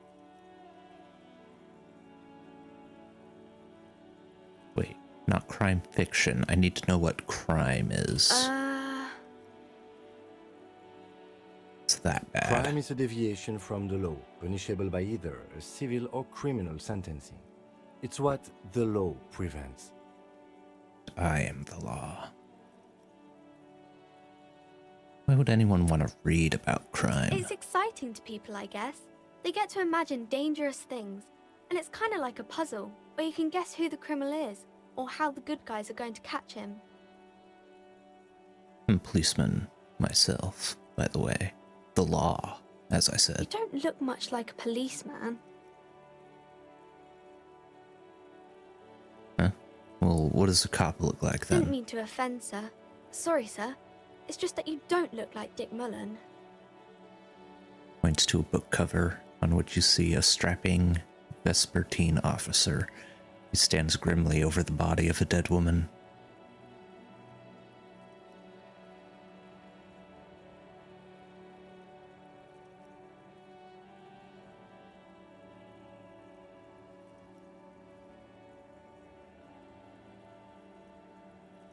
I used to be exactly like that Mullen guy.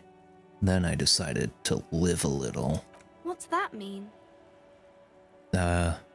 You know, cut loose, raise hell, blow off steam. And everything's better now, sir? No, Why is that?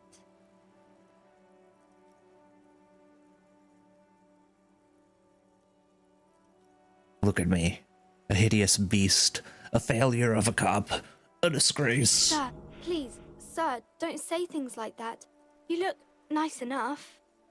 Nice enough for a small child, sure, maybe. Don't be sad, sir. I'm sorry I said that thing about Dick Mullen.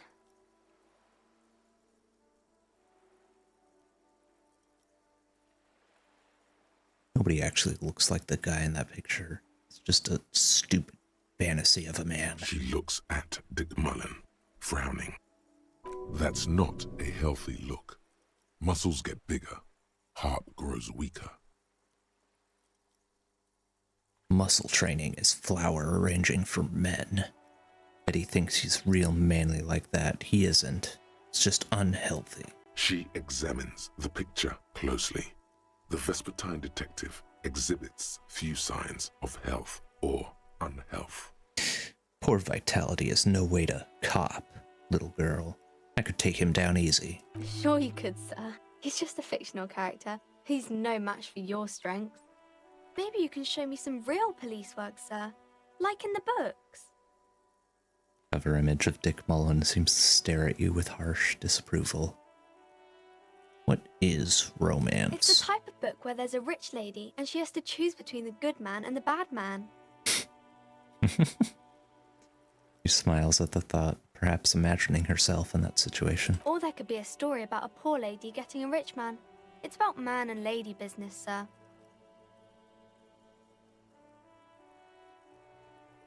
What about a poor man getting a rich lady? It happens, but usually the guy gets rich in the process. Or should actually be rich himself, but has lost his family property unjustly, like during the revolution or something. I see. Those are unhappy books, for most of the pages. People sad about what they have lost, but then it all turns out just fine in the end. What about when both of the men are bad? These are not very common. You can't have a choice between bad and bad. Nobody wants to read a story like that. What if it's written really well? Well, maybe then it's fine. Maybe if the lady then decides not to pick either, because she doesn't need a bad man. Yes, that would be interesting. What about when everyone is poor? That's really not a proper romance story. That's more like everyday life. Sometimes you have to write about real life things. Not in romance books, sir. These are about nice and pretty people, and everyone is happy in the end.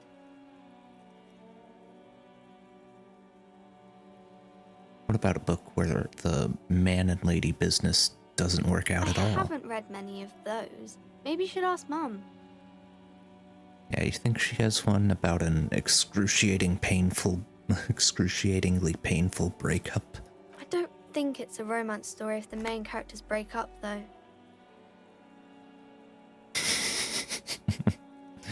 No, think about it. One where they plunge into a torrid spiral of pain and recrimination, only it's really long and drawn out, scarred for life, phantom limb. No, I don't know. You can take this. Blossom like a pain flower. Yeah, and it drags on for years and years with no resolution in sight. The girl is at a loss for words. Each of you filling with resentment and bitterness for having ruined each other's lives. She shifts and sways on her feet, looking confused and uncomfortable. Each of you tearing at the other's innards, leaving a gaping emptiness, a vacuum heart that still hurts ceaselessly.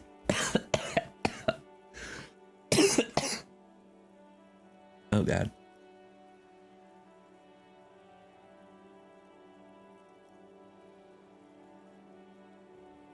I'm sorry, sir. I don't know how I'm to hurting help myself.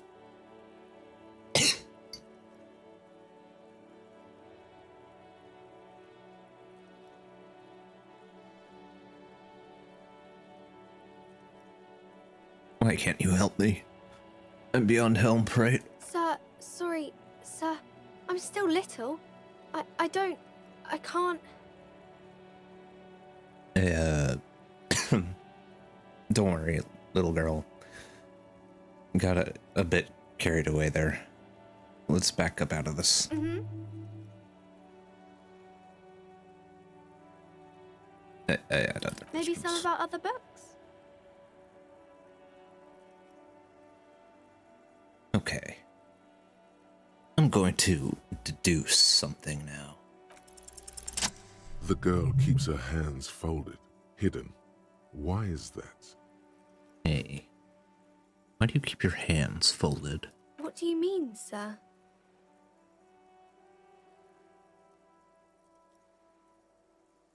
You don't need to be worried. I'm here to help. She looks around anxiously. Her hands remain folded in front of her. She doesn't want to show them. The lieutenant stands by, looking at the two of you with little interest. It's okay. She brings out her reddened hands, her nails frayed, nearly chewed down to the flesh. You bite your nails. And you knew this from me keeping my hands folded? There were a few other hints. Well, that proves nothing. Anyone could do an easy deduction like that.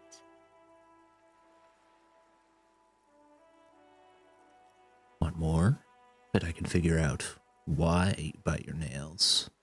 Got a few reasons in mind. She nods, half provocative, half enthusiastic. Rats.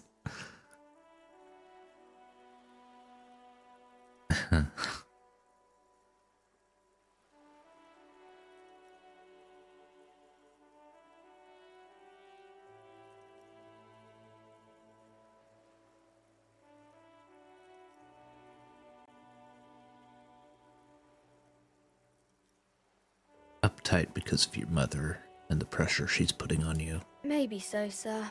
Okay, I know it's a bad habit, and I shouldn't.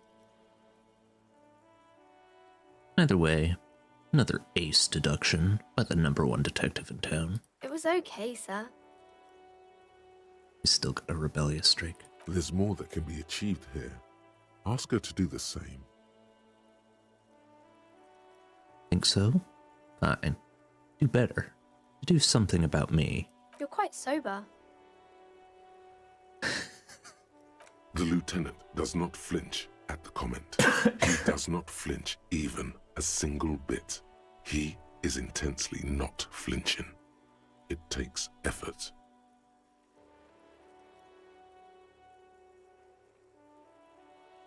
And I'm having a grand I sure time. hope you are, sir.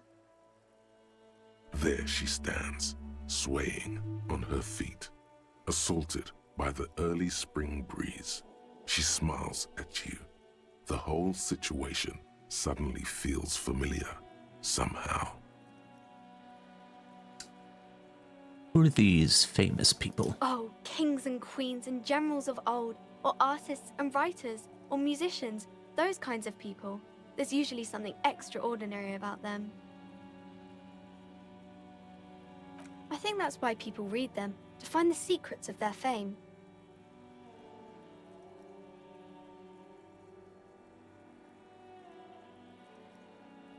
Can I become famous by reading one of those books? I don't know about that, but I imagine life is great when you're famous. They're all dogs.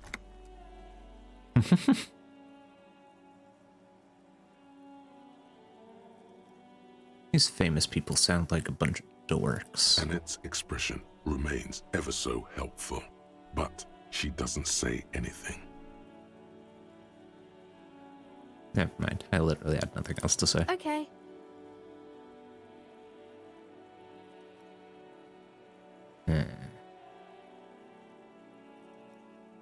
What are you missing here?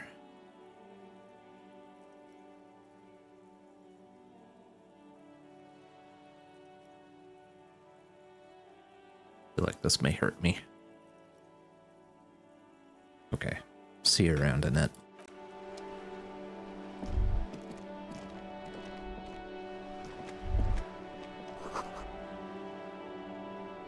Book appears to be erotica, but without actual erotica.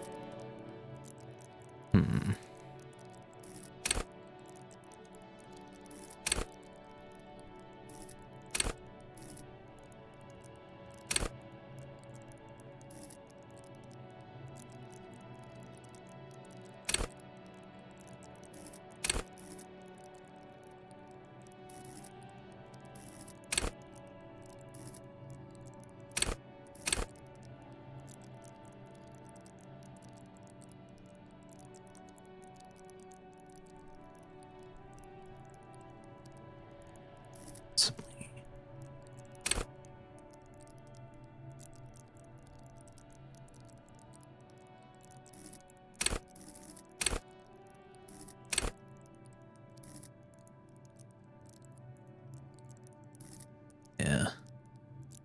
More endurance. More beef.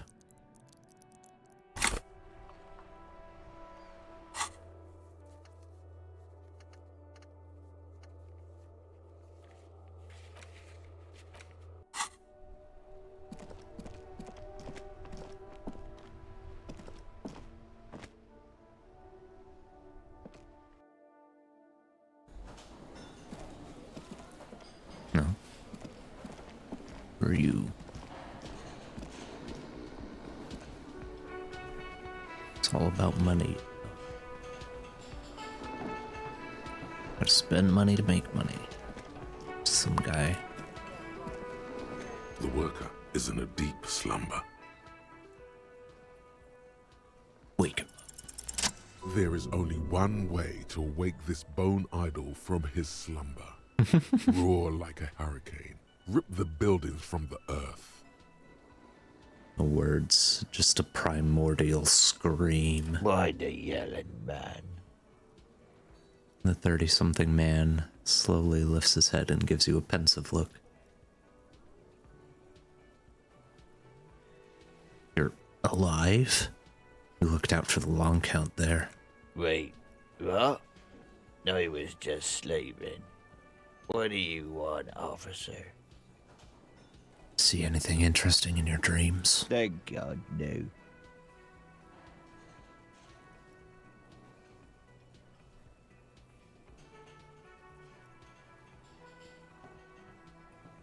Tell me, was it a bliss free of X somethings? The worker stares at you, his eyes dry from sleep.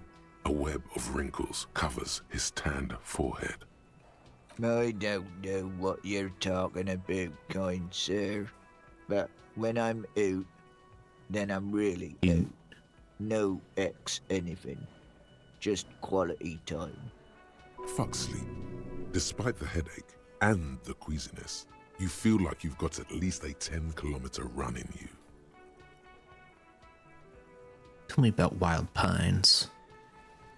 That's the name of my employer.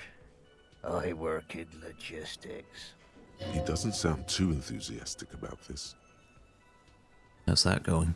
How's it going?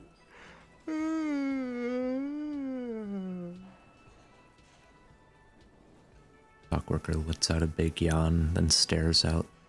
The cafeteria's terrace doors. Some fingerprints glisten on the glass. Haven't you noticed what's going on outside?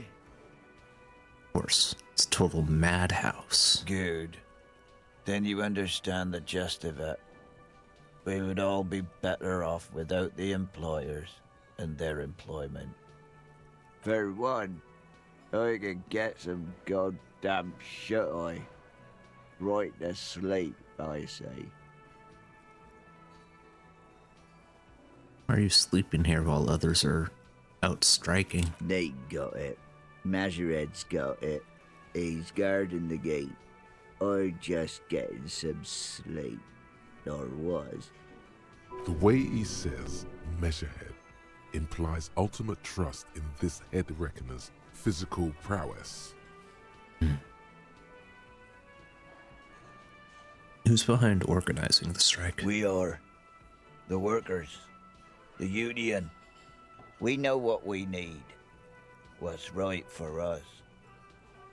You mean there's no leader? Okay. I guess there's also Everard. He's in charge of the union. He's smart. Knows how to negotiate. He's got our back. What about the dead body in the yard? Yeah. What about it?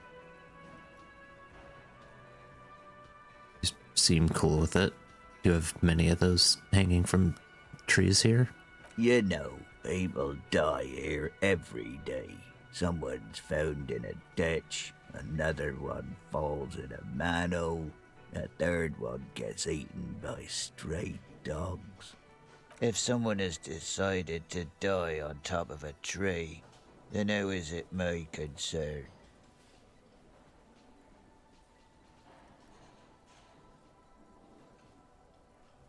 Someone has to look into it. Looks like I'm that someone. Tell me what you know. I can tell you this. Trouble's ahead. You have a pretty solid feeling that the man's not just mouthing off. He's strong, but even he has reasons to be cautious here. Trouble is already here. How else would you call a dead man hanging from a tree? They say your guy was a killer. Your tree man. He has friends, same as him, killers. There's only one thing they know well. How to wreak havoc. Wait, who says that? Everyone. It's a local rumor. Saying things might get violent around here? You heard what I said. Draw your own conclusions. That's all I know, and I prefer to keep it this way. The lieutenant gives you a little nod, then makes a note in his blue notebook.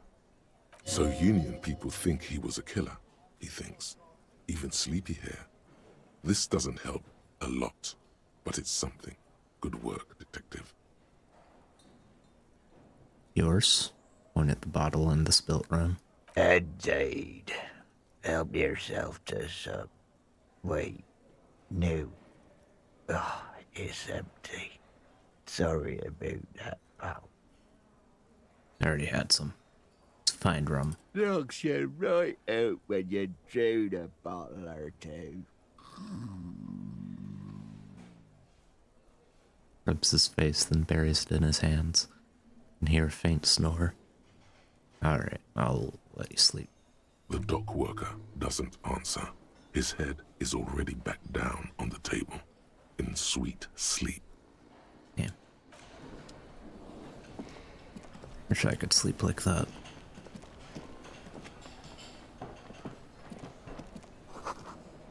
Summer door closed for the winter.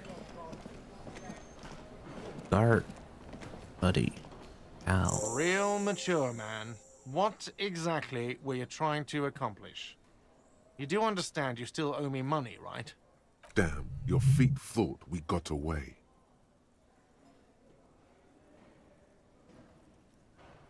You didn't appreciate my moves? You know what? The stupid drinks you've had are on the house. You know why? Because I know you can't pay for them. Not because you ran away. Now, I still have to charge you for 3 nights and the broken window. That's 100 square. Oh.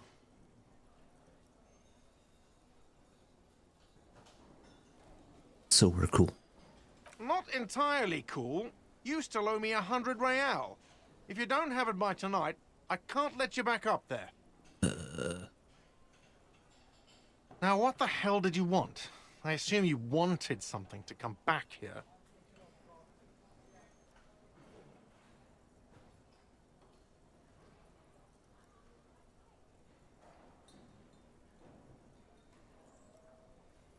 I talked to Sylvie. She left because of me, not you. Wait, what? But what about the bird? The bird? Yes, the bird. I found it lying on the floor with a broken wing the morning she left.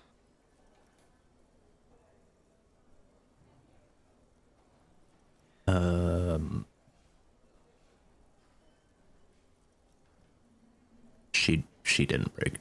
I did. I threw it against the wall. You broke the skewer!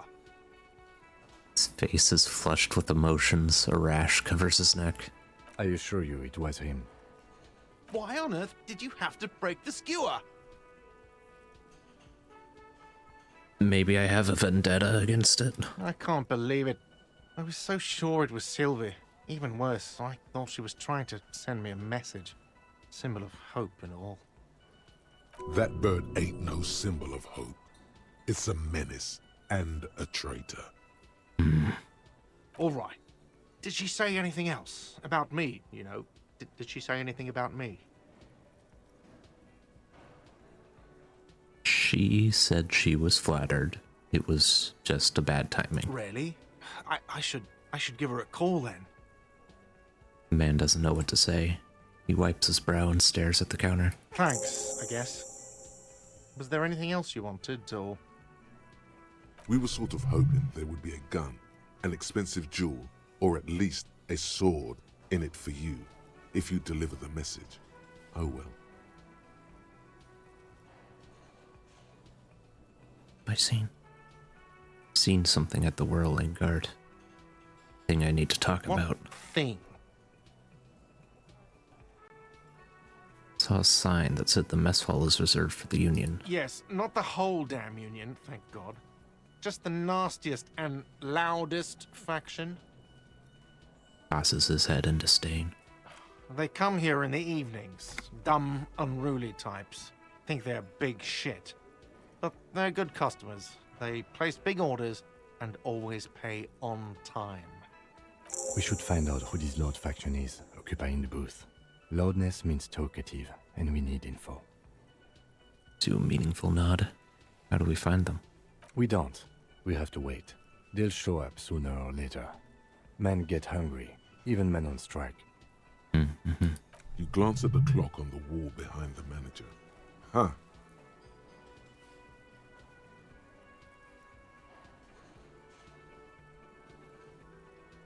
After 16. Sign said it was reserved starting at 1600. Why isn't anyone in the mess hall? Good question. They're probably getting drunk or protesting something somewhere. Or laying low after the, you know, lynching. Why is that? They probably fucking killed that guy or something, and that's why. I have a feeling we'll make their acquaintance sooner or later. Something else I want to ask about. What? By the way, you should come back to this thing-based questionnaire if you see anything interesting in the whirling later.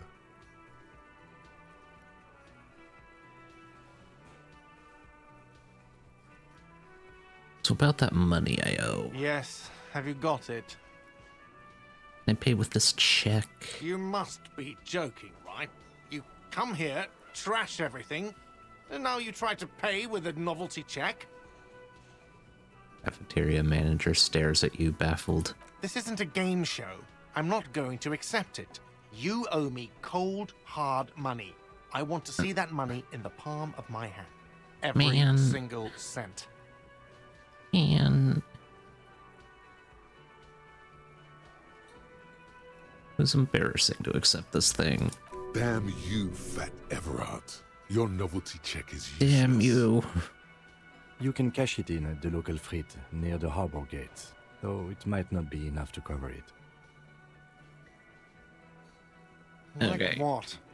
I was rarely enjoying talking about the money you owe me.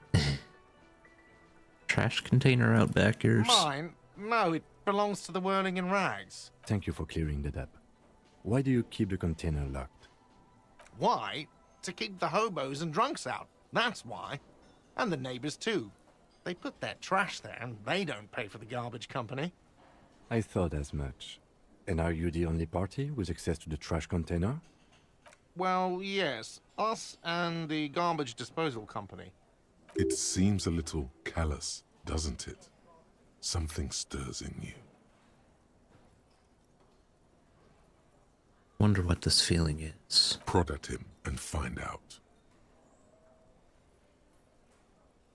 Doesn't it seem callous to you, guarding even your leftovers from the poor? Callous? What are you, Kras Mazov? Almost all establishments in Revachol keep their trash locked. The Whirling in Rags is not special in that regard. We need those keys. What do you need them for? It concerns the case. Please cooperate. Just bring them back once you're done, please. By the way, I'm gonna sing karaoke here. Absolutely out of the question. Absolutely in the question. First we find a sad banger. Then we sing this place to shit. Goodbye. By the way, where is home? The address is coming up blank, and this place sure isn't it. I even have one. But you've been at this hostel cafeteria for only 3 nights. Where were you before? You had to be somewhere. I don't know. Near? South, maybe? You don't really know, do you? I have only a vague blackened image. A vague blackened image doesn't sound like somewhere you can stay if you run out of money. I'll live in a dumpster. I don't care. Fuck everything. Hobo cop. Entertain the thought when you get the time. Maybe being a hobo and a cop has its advantages. Hey. Psst. Me? Yes, you. Word on the street is you're ready to start building communism again. Again? Yes, you're ready to start building communism again. You've built it before. They've built it before. Hasn't really worked out yet. But neither has love. Should we just stop building love, too?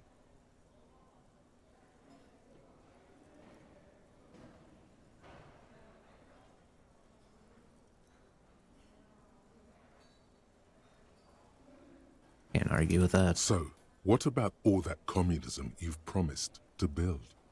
Word on the street is you've woken up from 1,000 years of slumber, promising to erect a version of communism many times greater than any attempted before.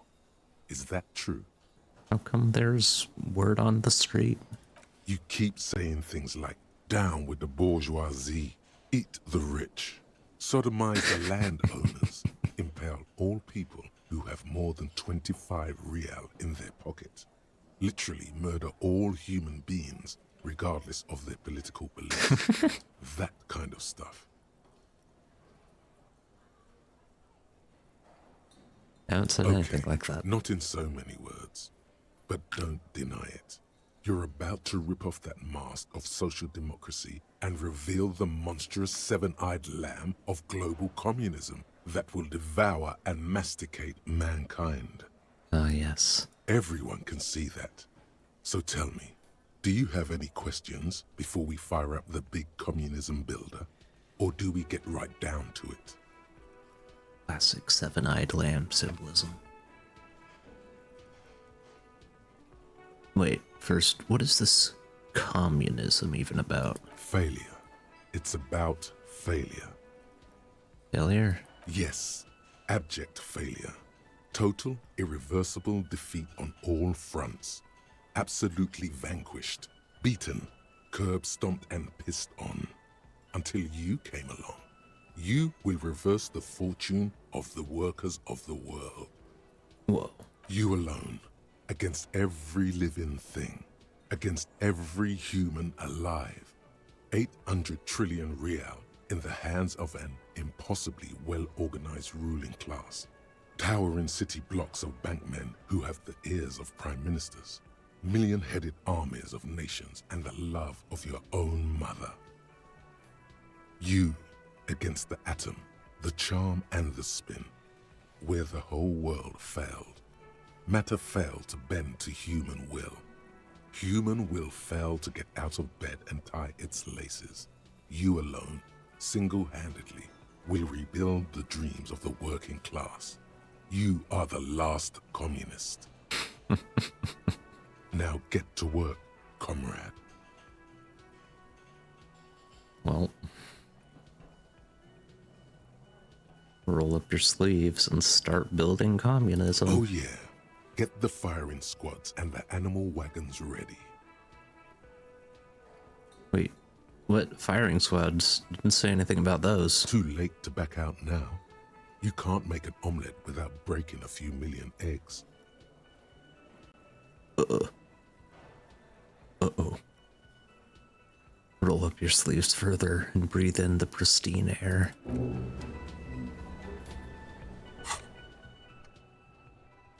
Azovian socio-economics. Hobocop. Oh god, this was a long one. Take all night.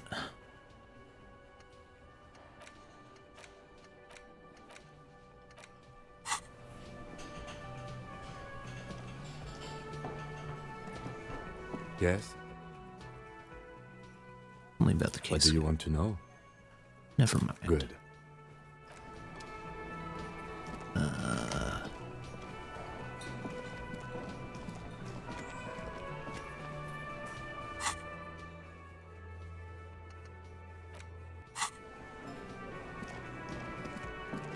That's the trick.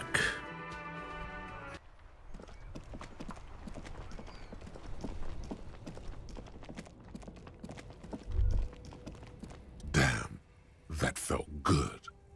Your heart's pounding nicely. You should tell people to fuck off more often. I think I should tell people to fuck off more often. It felt really good. Not as a general rule, but that one was justified. Better to get the lay of the land before telling people to fuck off. Fuck yeah, motherfuckers. That's the spirit. Yeah. Never forget. The whole world's a wooden house, and you're a goddamn flamethrower.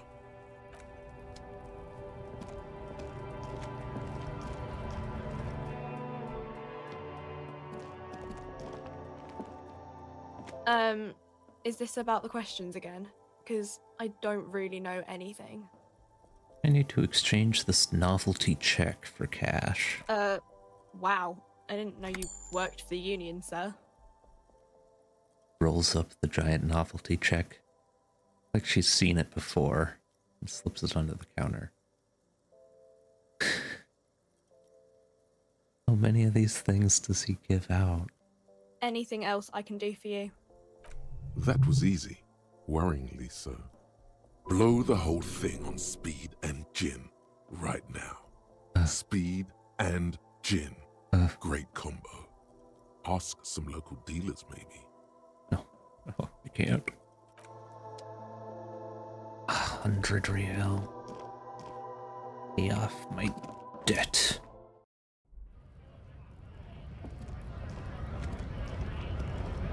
Am I gonna get that? Money.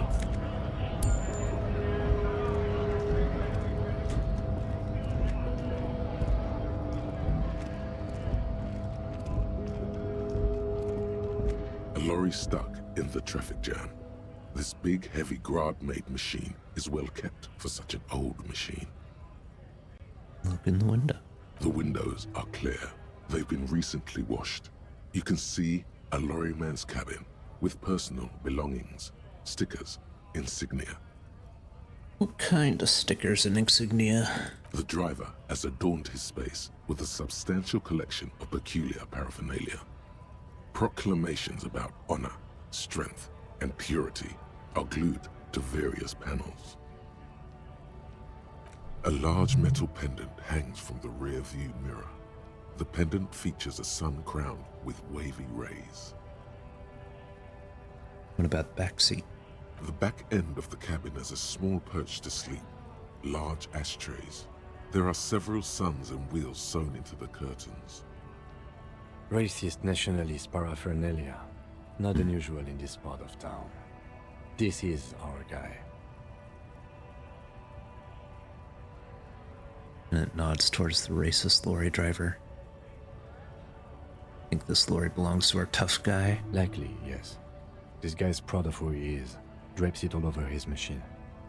There he is, in front of Rita, smoking nervously, hoping it's over. He was acting tough before. This probably scared him a bit. Who knows when it will come in handy? A slightly scared, racist lorryman.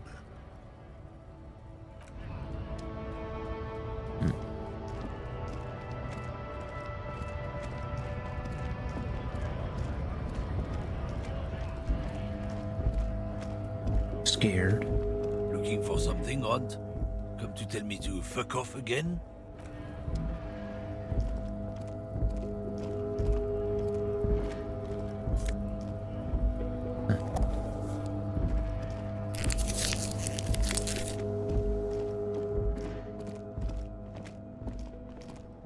I can use you.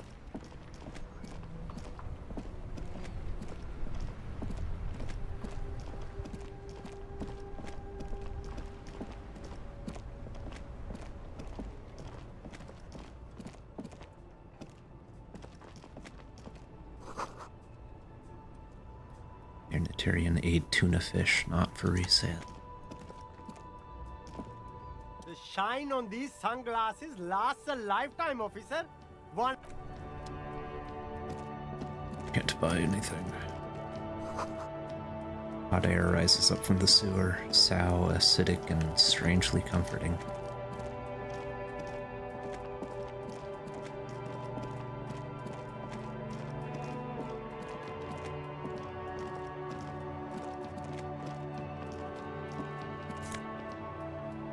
Oh yeah.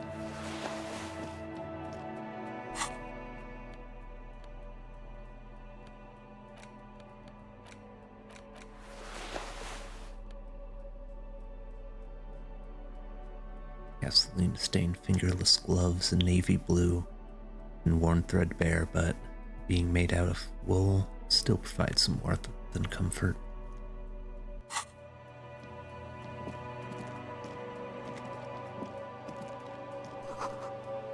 Water lock out of order until Wednesday, 7:15 a.m.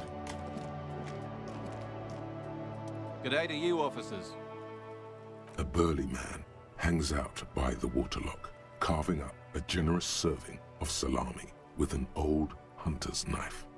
His eyes are fixed on a man stranded on the other side of the waterlock and on an enormous billboard that has fallen down into the canal between them.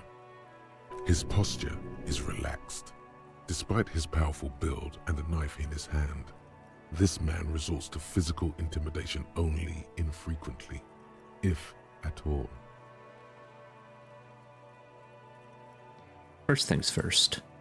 What are you doing here, man on the waterlock? My friend Barry the Butcher is stuck on the other side of the waterlock. I'm keeping him company and eating this salami. From the corner of your eye, you see a man in a yellow shirt and grey overalls waving at you from across the canal. He seems disappointed about the wreckage on the waterlock and the salami. Understandable. Very good stuff. Anything I can do for you, officer?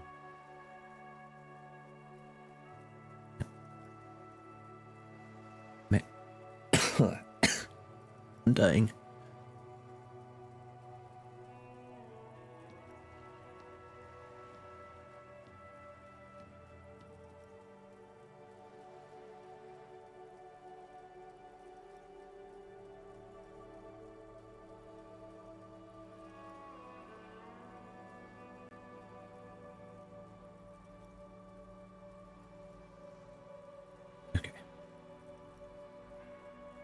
Do you know what caused this wreckage? Point at the smashed billboard in the canal. I wasn't here to witness it, but those look like tire tracks on that sign.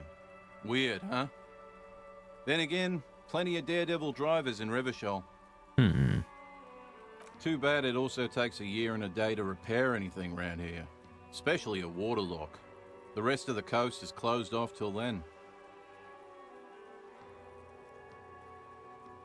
Know what's further down the coast? Well, there's the fishing village, an abandoned fish market, a bizarro church. Not much use to the congregation, though. There always seems to be something wrong with it.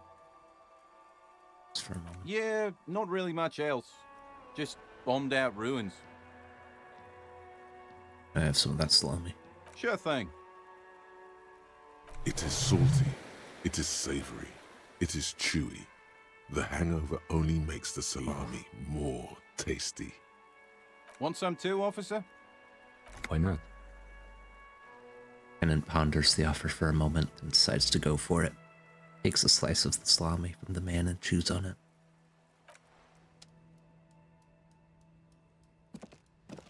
A couple of indicator lights are missing from this control panel. Loose wires dangle from the now vacant holes. In the middle is a lever. Beneath it, a small metal plaque. This panel usually closes the waterlock, turning it into a bridge that lets you cross the canal. But there's a crashed salmon and butter sign in the way. Pulling the lever probably won't do anything.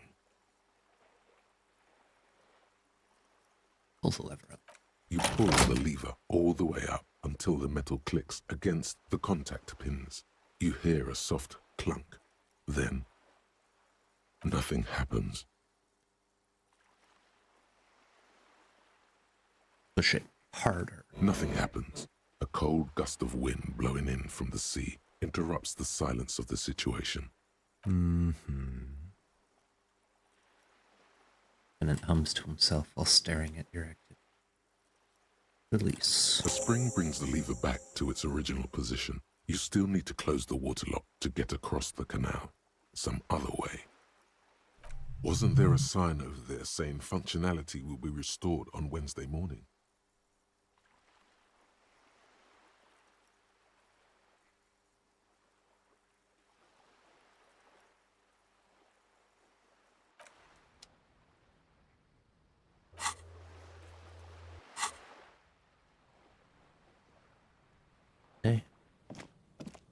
Stay.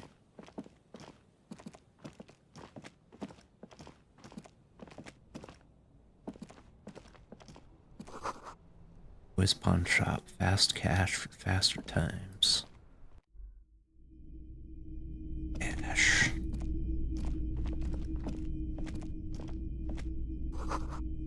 Some kind of machine. Antique cash register.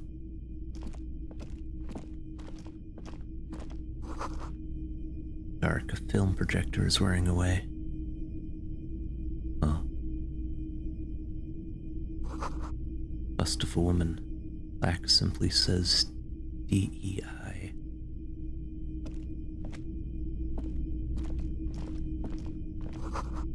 Mostly military wear with a few more eccentric fashions thrown in.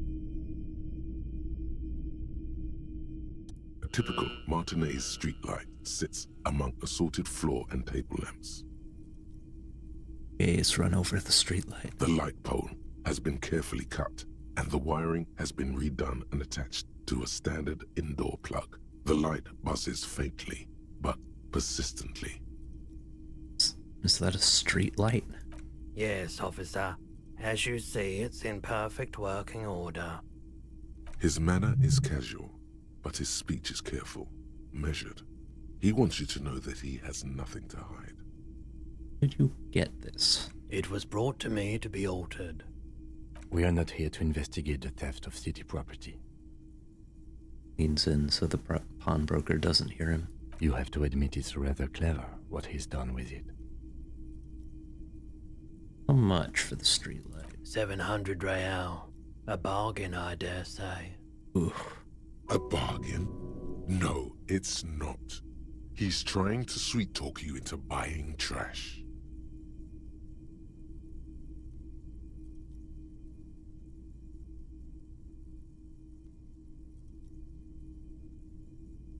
You out your mind?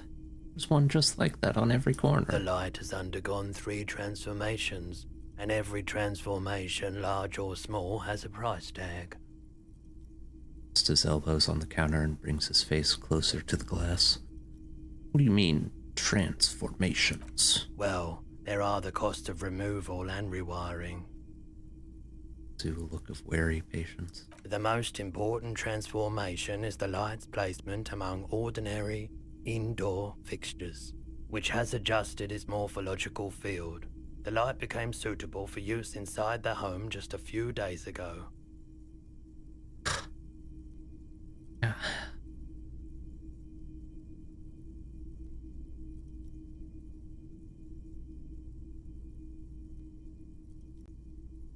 Why can I buy this? What would I do with it? And how would I possibly get that much money? Wow, a very large red t-shirt with an impressive print stands out from the other garb. Oh yeah? Oh yeah. The print depicts a muscled man striding toward you, a giant sword in each hand, encircled by burning embers. Behind him is a cluster of cabins engulfed in flames. Beneath him are the words, Hjelmdal burning. Take a sniff. Smells like worn cotton and a little old sweat there. Worn cotton with a side of flea market or trash bin. Sniffing is okay, but please don't try anything on. Can't have you leaving your photon emissions in the fabric of things you're not going to buy. Wait, what? What's the deal with the man on this t-shirt? It's the man from Hjelmdal. Walking away from his burning village, yes. Guessing I'm supposed to know who this man from Hjelmdal is. But I lost my memory recently and I need help remembering basic facts about reality. Huh?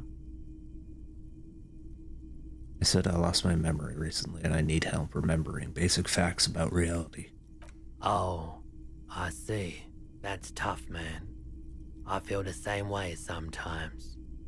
The man from Hjelmdal is the hero of a series of popular books based on a fictional version of Kotla. In fact, most people don't think that man from Hjelmdal ever really existed, but they are wrong. Hjelmdal isn't a real place. Neither is the man a real man, of course, but both the man and Hjelmdal are an ontological necessity. But hey, it's not worth getting into an argument about. What did you mean the man from Hjelmdal was real? I mean, even if the man from Hjelmdal didn't exist before the adventure novels, the stories have made it so that he has. It's simple, really. Okay. You sound skeptical. It's not that complicated. All that's required is a more robust understanding of cause and effect. Besides, I've been to Kotla, though not quite as far north as the Hjelmdal, and watched northern lights travel across the sky. Very unique, energetic tides there. Stop talking about this nerd stuff. It will make you weedy. Buy the damn shirt already. It's powerful. How much? How much are you selling this shirt? 2 real. That's dirt cheap. Can you just give it to me for free then? But why?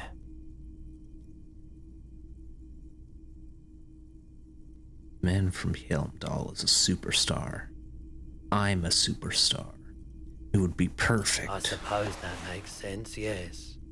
Please go ahead and take it. Welcome to Helmdall. Why did that work?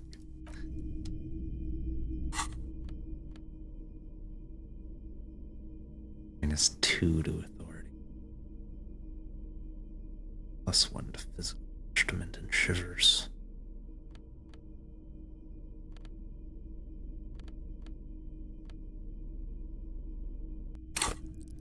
Authority is suffering.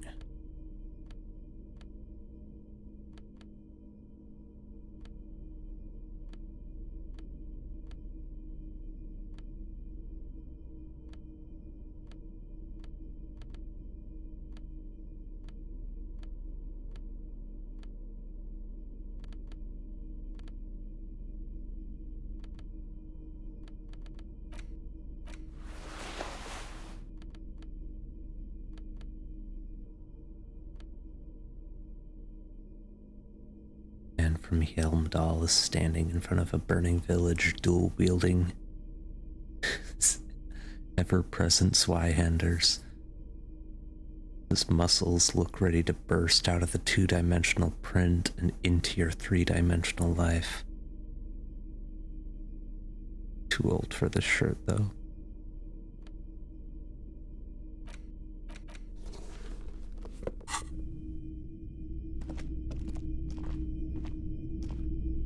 It's not often that I see officers from the RCM in my pawn shop.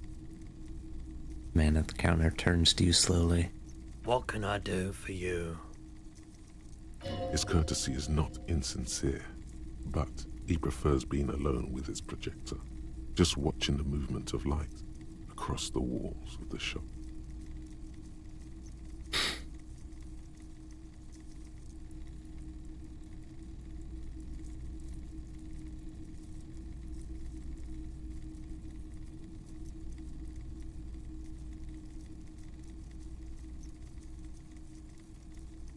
Now that the RCM is here, tell me, have you had any trouble lately? I haven't had any problems myself, though some of my customers have complained about inconsistent law enforcement.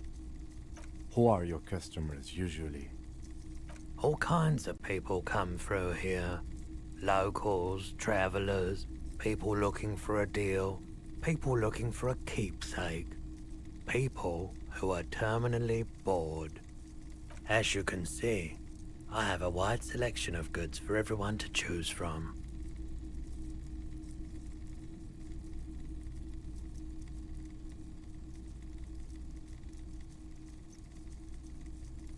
Quite the collection, indeed. It keeps me entertained. Attention is drawn once more to the play of light and shadow on the walls behind you. He's well composed, but underneath it you sense psychedelic processes bubbling. Some kind of drug, maybe. Entertained? He might be high. If he is, on what? Is Roy high? And if yes, then what is he on?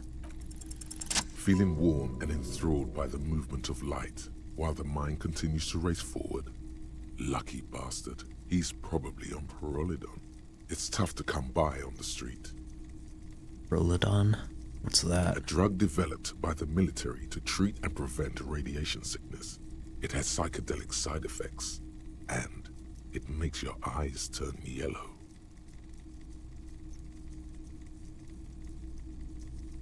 Just me, or is it really warm in here? I try to keep the shop at a comfortable temperature.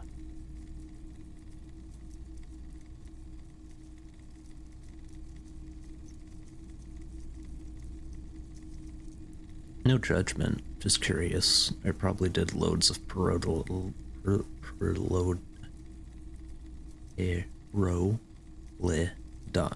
before I lost my memory. I've had to take it. You know, since the People's Pile cleanup. I was with the Emergency Relief Brigade. He's taken for mental and emotional, not physical pain these days. People's Pile? What's that? A bad idea. Some poor leftist built a particle decay generator in hopes of bringing affordable electricity to underserved communities. It malfunctioned. Radioactive waste everywhere. Probably some of it in you too.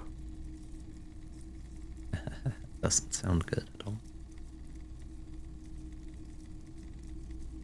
Tell me more about this emergency relief brigade you were a part of. We were an all-volunteer force, self-organized. Tried to help the fire brigades contain the spill. On the patch, gamma radiation lines crossed with a red drop of blood. Tough son of a gun, this one. Respect. I lived by the river since I was a small boy. The Esperance. Didn't have the art to let it all go to shit without trying to do something to help out. There wasn't much the volunteer force could do, however. We wasted years in the river mud. Years getting sick. Is it the spiraling light and stops? Must have been tough. Radioactive cleanup. There's a reason why everyone's tried to forget any of it ever happened. And why no one has tried to repair or replace the pile. So much disappointment. And early deaths. Cancer mostly. And we knew all that was coming even as we were cleaning up as best we could. Whose fault was it that the generator failed? No one's. Everyone's. So much bitterness. A bunch of poor people built themselves a primitive nuclear reactor, hoping for the best. What do you think is going to happen? Did you end up running a pawn shop? The cleanup happened 15 years ago. I was young then. Later, my second aunt died. Left me this shack and all the assorted junk in it. So I came to Martinez. People told me don't go there. It's a shithole. I said, people, we just had a nuclear pile meltdown. I'm gonna get as far away from Forburg as I can. Still in the same city, but... Thank you for telling me. I like the theory more than the story. Outward movement, not vortices. Yeah, you gotta get in on those vortices, my man.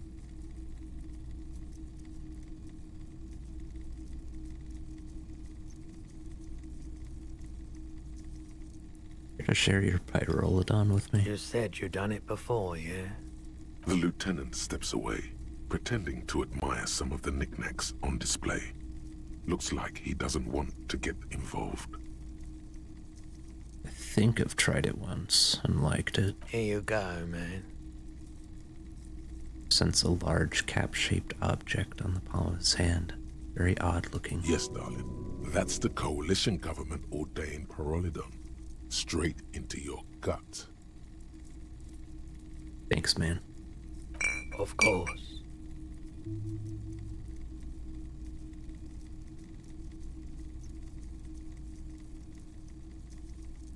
By the way, do you happen to have any guns like the ones carried by the officers of the Citizens Militia? Someone else came here earlier today asking the same question. I promptly sold her the gun you pawned a couple days back. Oh no. What? Sold? The lieutenant shifts from one foot to another. Alert. Wait, I sold you my gun? You were adamant about getting rid of it, officer. Said you were undeserving of a service weapon of the Revachol Citizens Militia. And I don't like keeping guns around the shop for long. Off the charts photon emissions. The unhealthy kind. Was the buyer a policeman too? She didn't seem like a policeman. Although she kept referring to herself as a pig. Which was odd. I found her interest in the gun a bit obsessive. But I was just happy to get rid of it. And of her. Truth be told, she was terrifying. Oh boy. Right, so let me get this right. You sold your sidearm, issued by the citizens' militia, and now a civilian is running around the streets of Martinez with it?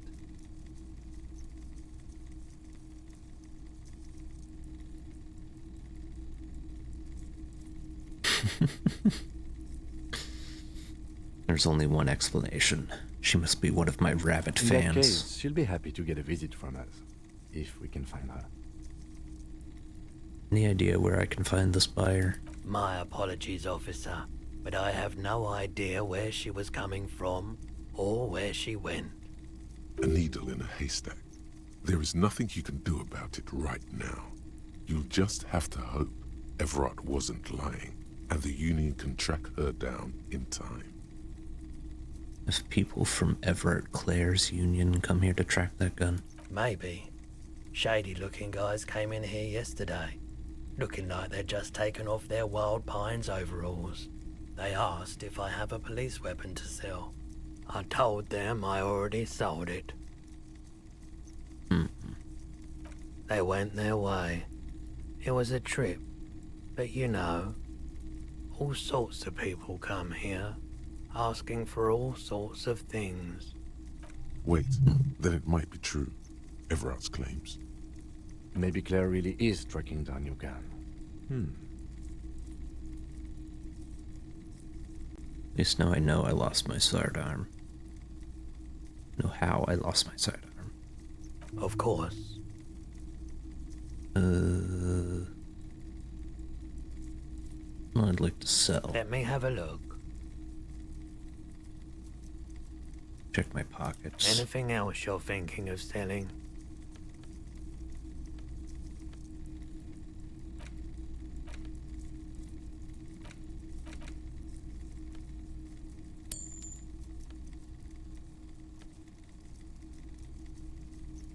I don't think this is gonna do anything for me.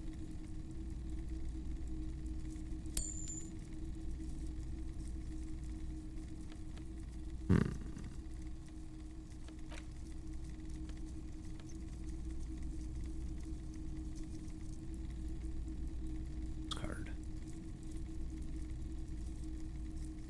It's an ill-advised residential area overlooking the Jamrock Quarter.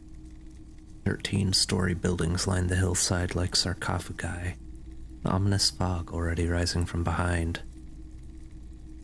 These are the last boom years. In 39, the project fails catastrophically, leaving behind an opiate and hepatitis B infested slum. Wonderful. This card. A laminated postcard offers a glimpse across the river. Little more than a decade after the war, Eastern Bank is already fully renovated. The hillsides are lush with gardens and residences. Someone's parked a small beige airship by the fountain. This card will sell for a pretty penny. 34 pretty pennies.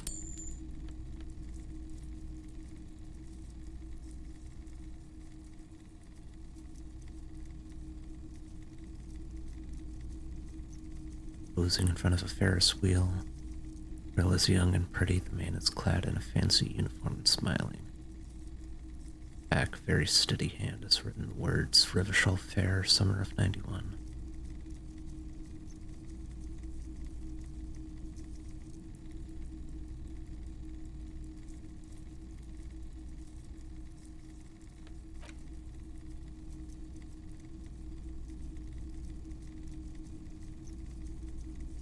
I don't think I need the handkerchief.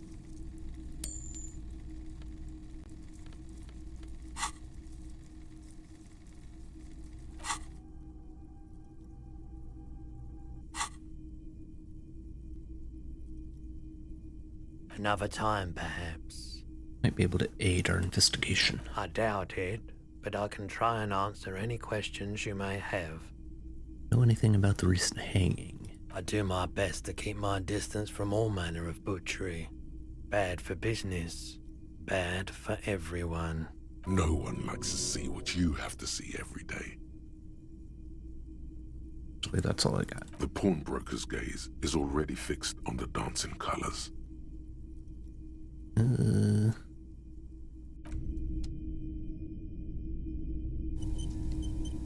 boomboxes on the shelf look well-loved and well-traveled.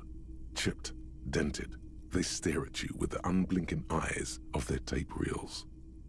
Stand on your tippy toes. One especially catches your eye. Deep gold and amber plastic with a big old handle on top. A classic boombox that says Stereo 8 approved. Just make sure it works before you buy it.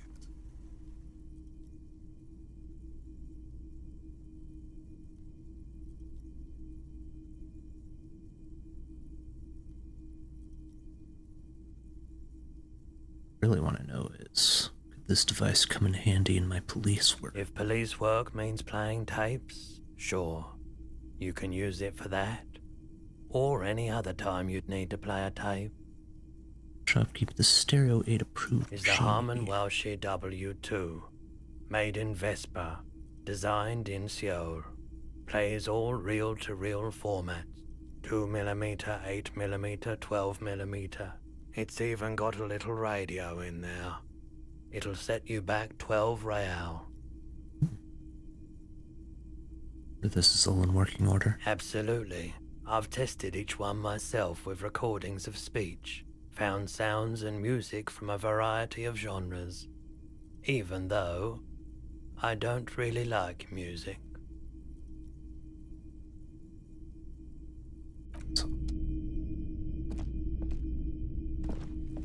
You see rows of toy soldiers guarding the rest of the trinkets displayed on the table. Some on horseback, others in rags, others yet in bright blue uniforms. All are stern and unyielding in their duty. Inspect the knights. Big men on big horses, clad in lamella armor and carrying flintlocks, the kind that would mow down a line of enemy soldiers in the blink of an eye. Point. Who are they? Franco-Nigerian knights. I used to be very serious about these guys. Inspect the blue uniforms. They're not all blue. These figurines also wear gold coats and caps, complemented by orange trousers. They are variously posed, wielding swords and rifles with bayonets. These royalist soldiers? Which ones? Ah, those. Yes, they are. I find the paint job a bit gaudy, but children like the bright colours indiscriminately.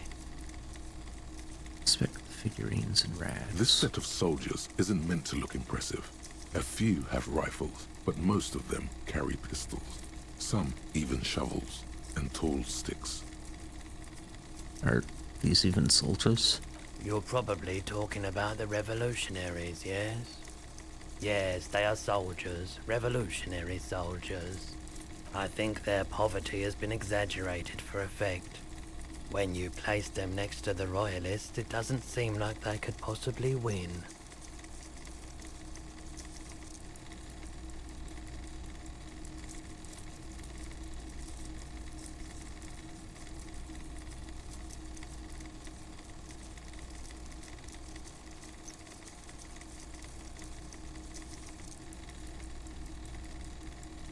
Meant to give people hope. Even we can do it. Maybe. Dig up a truly cool figurine in the box under the table. Why? What's this? A headless man riding a horse? A headless man wearing futuristic tracksuit trousers that say found. What is this? Oh, that's the Headless Phone Rider. Who? The Headless Phone Rider.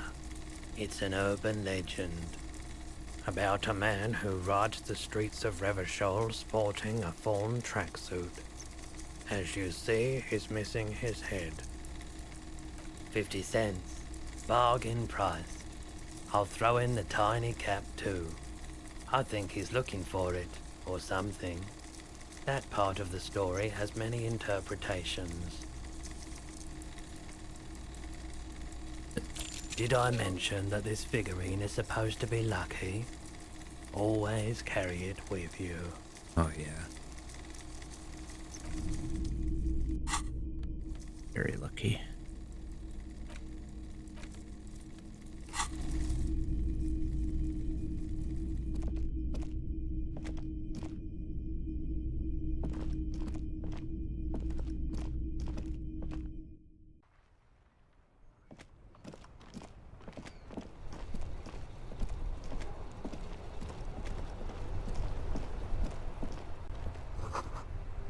Tire tracks leading onto the roof. Slush and rain has almost washed them off.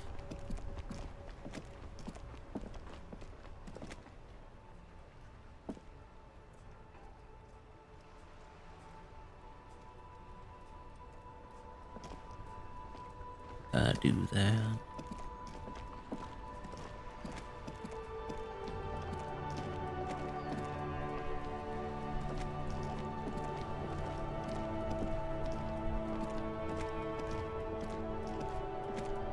Want to do it's exceptionally bad.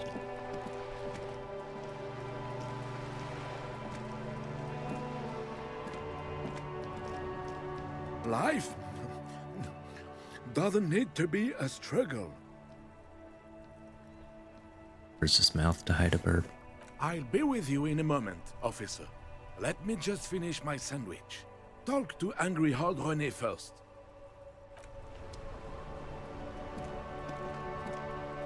Have you no shame? Whining about your back every time you bring out the measuring tape. René, you're a man with a fork in a world of soup.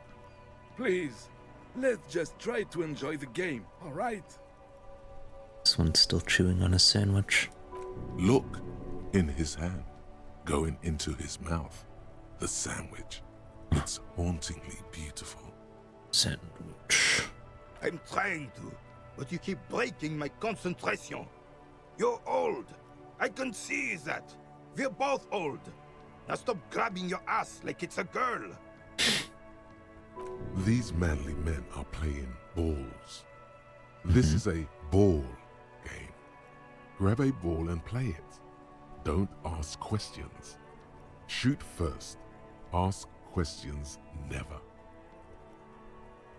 I got this. Ball time. That's the spirit.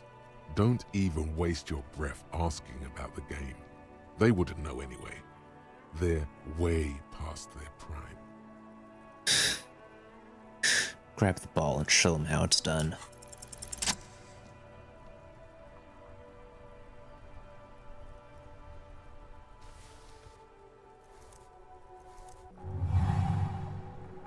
You are immediately surprised by the ball's lack of weight.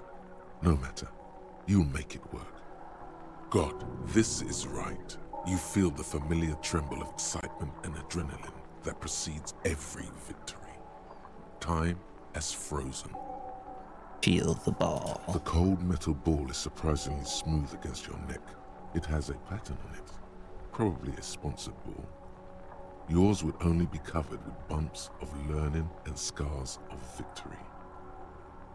Already your muscles are adjusting to the weight, the nervous system calibrating, until you and the ball have merged into a single entity. The man ball is ready. Man ball. Take in the surroundings. A chilly breeze ruffles your hair as you stand there, feet firmly planted. All sounds, smells, even the wind, everything fades until the only thing left is the union of man and ball. West, in the Grand Couronne area, a sharp overhand left from Arsène-Luc Edelbrock sends the Samaran heavyweight champion, Kostya Miasnok Kostanicha, flying to the mat. The crowd goes wild. Revachol loves her heroes. It's time for last glance inward. Who am I? An embodiment of pure motion. A fine-tuned locomotor running at maximum efficiency. Behold the fear and confusion reflecting in the eyes of the two feeble geezers. They are in awe of your superiority. You are a god to them. Oh no. The inertia be contained no more than a bullet leaving a gun. Let go. Be the bullet.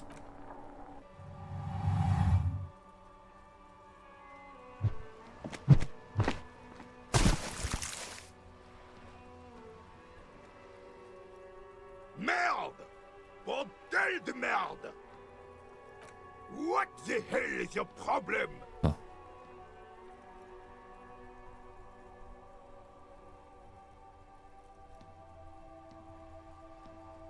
Not a weak right triceps, that's for sure. I don't care if you are a cop.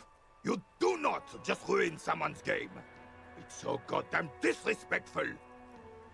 A man his age getting worked up like that? Better watch that blood pressure. I'm sorry. Vandalized our game, son. We can't play petanque with 5 bull.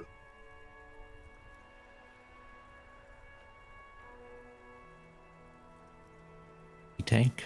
Yes, petanque. You ruined our petanque game. We want our bull back. Take it easy, René. This is just a misunderstanding, isn't it, officer? No harm done. Of course there's harm done, you orange slug. You owe us a goddamn bull. Okay, I will try to fix this. Good. Mistakes are forgiven when men at least try to right their wrongs. I believe you will try. Now, why did you approach us? Renee, I found your guard booth. Yes. The Debardeurs Union pays me to stand vigil during the nights. Not out of any political allegiance, mind you. I'm an old man. Don't sleep more than a few hours every night anyway, and money is tight. Must have seen something on the night of the murder. Booth looks right into the yard. Yes, it does. Unfortunately, I wasn't working that night. Been on a 2-week leave since last Monday. Hold on. Why are you on leave? It's a private matter. Nothing to do with your investigation. You see, officer, René is the kind of man would rather die than admit he needs medical assistance or, God forbid, sick it. A real man's man is just gonna ride it out. I'm fine, goddammit. Mind your own business. It's nothing. Just got to cut back on coffee. It's his heart. So who was working your shift that night? No one. The boss has been unmanned since last Monday. There's no other guard. It's just me. No one has been guarding the container yard since last Monday. Yes. It's not actually an issue. I mean... Look, officers. The container yard doesn't actually need a guardsman. Never had one before René. Monsieur Claire had that booth built specially for him. It's mostly decorative. Mostly decorative? The possibility of someone being in there is enough to discourage any ill-minded individuals. Evrard created this job for René because he knows the Royal Carabiniers' pension of honor and PTSD isn't something a man can live off. A decorated Kingsman collecting tear reflects bad on the whole neighborhood. His words.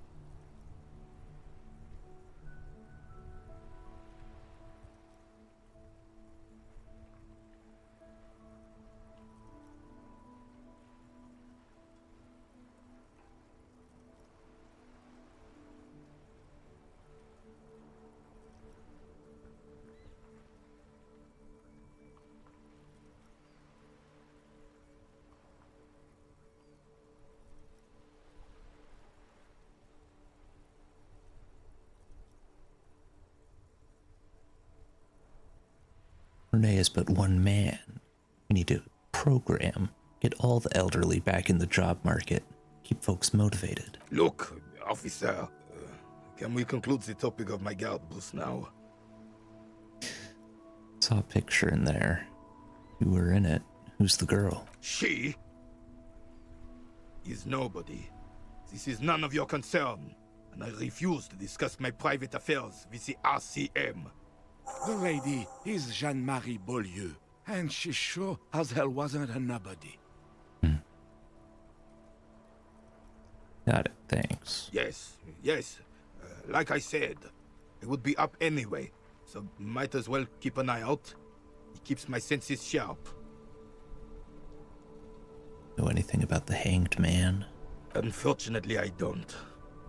Unlike most of the locals, I have no qualms about assisting law enforcement, but this affair has passed me by completely.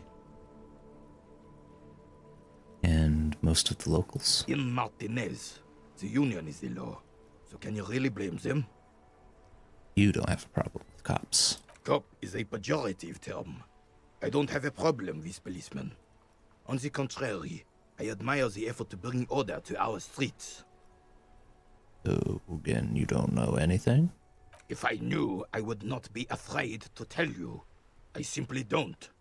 I'm an old man, not a coward. The daily business of the riffraff no longer concerns me. Seem to be playing in a crater. Yes. The terrain here provides an interesting variety to a familiar game. Know what created it? I do. Fire from heavy artillery. Heavy artillery fire, you say? That's the best kind of artillery fire. Very interesting. Okay. Crater left by artillery fire. But why? Why what? Why was heavy artillery used? Because that's what happens when communards hijack your country, execute your supreme leadership, and turn your capital into a slaughterhouse. You use heavy ordnance to clean up your home. Wait, who are the communards again? Commies, communists, socialists, anarchists, call them what you like. They just chose the name to feel special. Senseless sentimentality. Did you use artillery fire against them? Sadly, no. It was the foreigners who brought them to their knees. We fought valiantly. Too valiantly. So valiantly we got licked. Had squeezing a boule in his fist. Should have fought dirty, like they did with their suicide sex cult propaganda and mad anarchist women strapped to shrapnel bombs. We didn't though, and we lacked caliber. God bless him, but the suzerain's cannons simply weren't big enough. Suicide sex cult.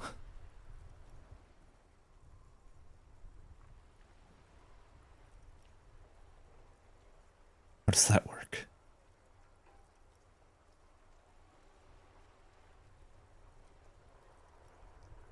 Why shell them here in Martinez? Because this place is a damn beachhead.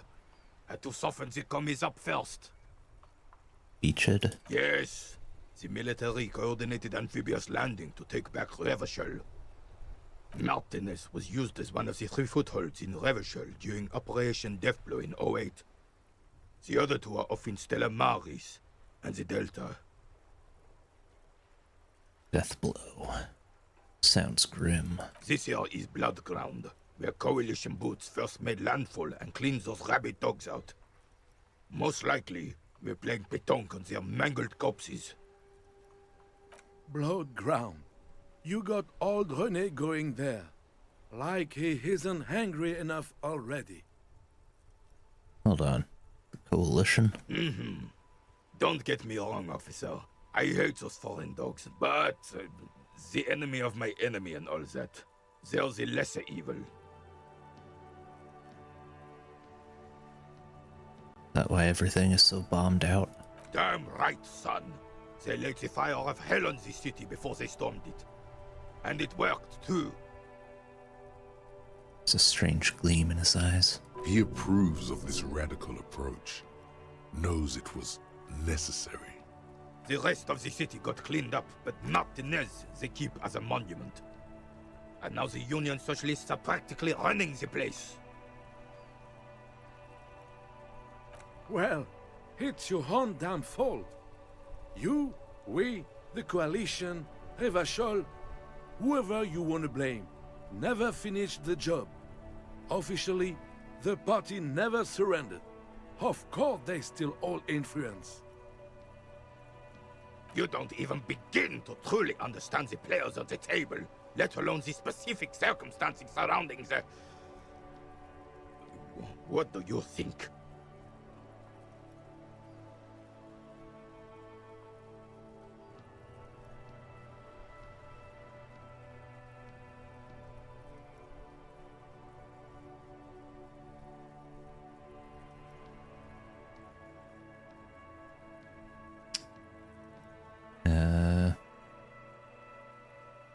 Foreign powers cleaned up our mess and now they rule us. Shake your head in shame. I'm sorry it had to be them. After 8 years of fighting those hyenas, boiling cats for food and drinking piss in the mountains, I would have preferred if the Right Honorable King Guillaume returned through Revachol, or even if that damn clan Frissel had risen from the grave and led us. Sadly, that was not the case. Instead, all that is just, holy, and beautiful in the world was wiped away, and now it's neon signs with toothpaste ads everywhere. Foreign influence peddling garbage and stupid music on the radio. This is just what the commies wanted. This was their plan all along. This is what they wanted to replace the role of the suzerain with. Who's this Frissel? Damn Frissel. He was the king we couldn't protect. The Carabineers failed him, and the crown.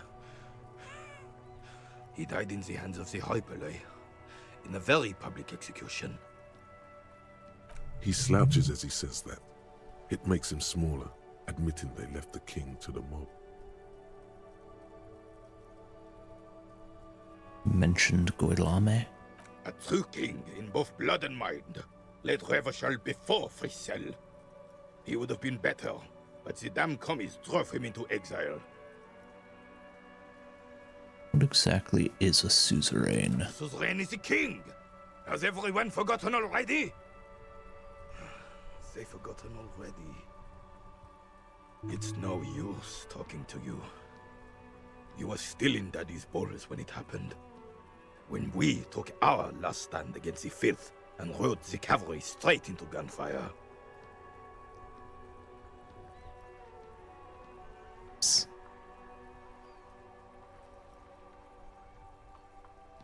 Saw the statue of Felipe III near the roundabout. Ah, yes! King Philip III on his steed. A reminder of what Revachol once was. Oh, absolutely. At the mercy of a cocaine-snorting tyrant who emptied the treasury so he could sleep on a bed of gold. Cocaine? Cocainum? Sounds like our kind of king. And just imagine what kind of cocaine a king would have had. A superpower, feared and respected. A testament to what this country can be under the leadership of a true king. Someone who knows how to rule. How should a true king rule? Decisively, without fear of offending the sensibilities of the frail and weak-minded among his subjects. This is something the insurgents never understood. Seems to me a leader should take care of his people before himself. A nation is only as strong as its leader. That's why it was such madness to try to... Don't get started on that again. What happened, happened. There's some weariness in his voice now. He's heard this rant many times before. The Carabineer doesn't reply, but his entire being communicates unbreakable resolve. What was that about cocaine? Oh, old Philip was a big fan of the purple nose candy the nobility loved so much. Purple. A cocaine connoisseur of sorts. His egocentricity is borderline legendary. You can't even take responsibility for yourself. How could you fathom the responsibility weighing on the shoulders of a ruler? That's why the Philippian kings use cocaine, for clarity of vision, to aid in their work. Regnum cocainum, Revachol's finest years.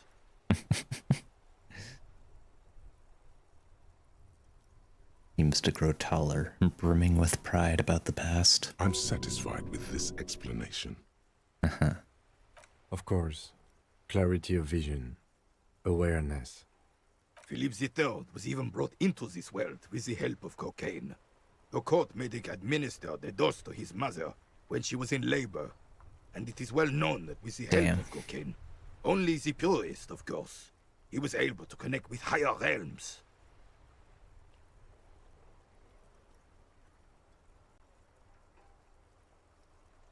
Such responsibility requires a boost every now and then. I sometimes need one too. Please, officer, don't encourage him. Do spare us the cocaine fairy tales.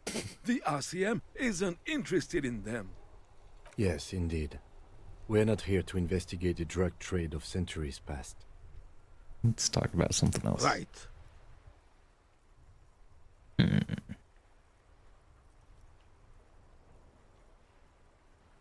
Very composure. What is it about this old soldier that makes him stand so proud? As Rene turns from you to his partner and back, the medals on his chest rattle and glare. He keeps his spine straight and his ribcage lifted, displaying them proudly. How many medals are there? 2. The larger one is shaped like a cross, while the smaller medal resembles the sun. Look at the cross. A crowned head in front of 2 crossed rifles. The medal hangs from a blue striped triangle. Look at the sun. A small blue star inside an orange sun. It has the word Valiance written below. Medals. Get them for... For bravery.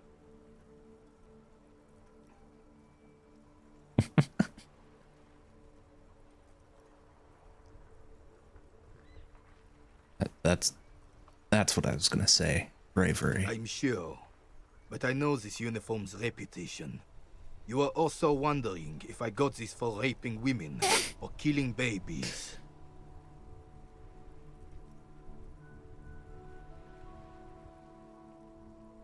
I don't know the reputation of anything. I don't even recognize the war. Son, we should never forget our past. Lots of mistakes were made back then, but there were also lessons.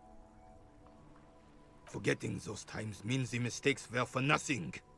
That all those people died for nothing. Whoa. Sounds like you're about to open the gates of conversation. This man will literally talk your ear off if you let him wander off to memory lane. So what did you get the medals for? For doing my duty in the heat of battle. For looking my mortality in the eye. When men like Gaston here hid in the bushes and shat themselves. He saved some muddy princeling who foolishly strolled into the front line in his gown of velvet and gold. Saved a princeling? It was on the first months of the revolution here in Revachol. Unrest was spreading like wildfire. Marauders had taken most of the Couronne and were getting really ambitious. King Frisel thought he could end it all in one decisive strike. Sent his cousin, Drisson, to put an end to the unrest.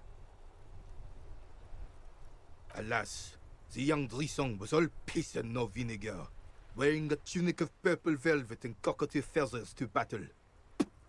Even his rifle was gold-plated, shone from 5 clicks away. Can you imagine the asininity? Boy.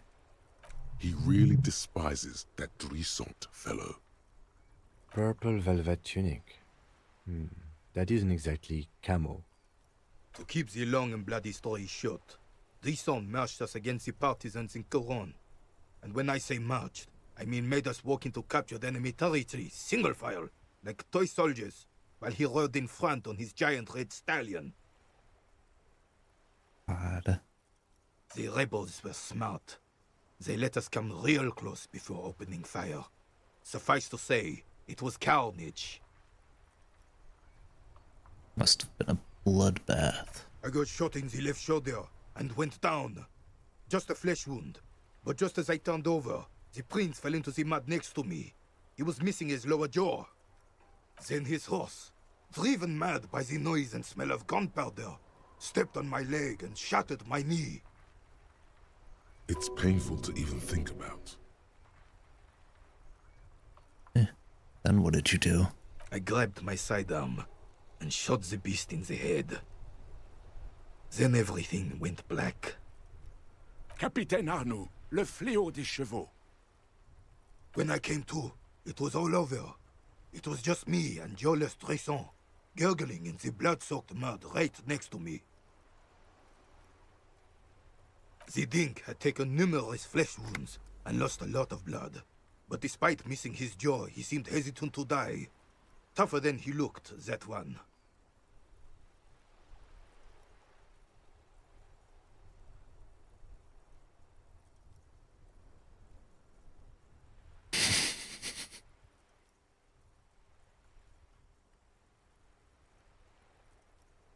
This would never happen to Johnny Lawjaw.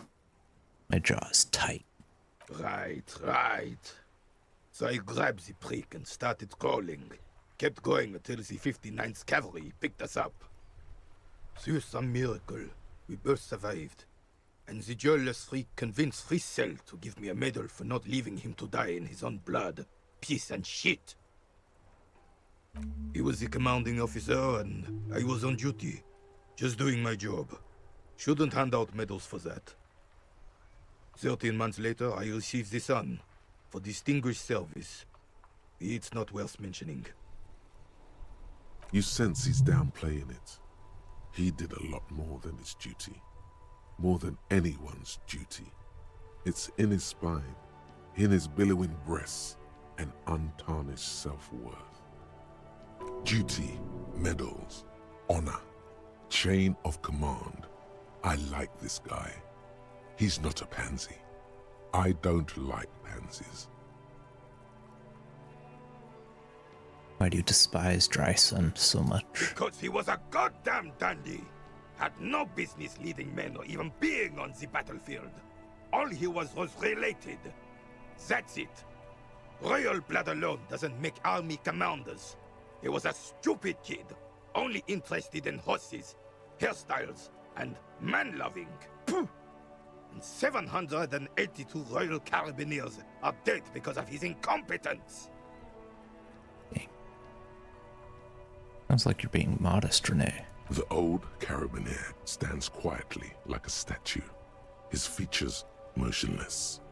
What Monseigneur Modesty is not telling you is that he crawled over 7 kilometers before the cavalrymen found him and Drizant. 2 days later that was. And that even while crawling with a mangled half-dead prince on his back, he still managed to murder 3 rebels on his way. Is that pride in his voice? It's deep down, but maybe even unbeknownst to the man himself, it's there.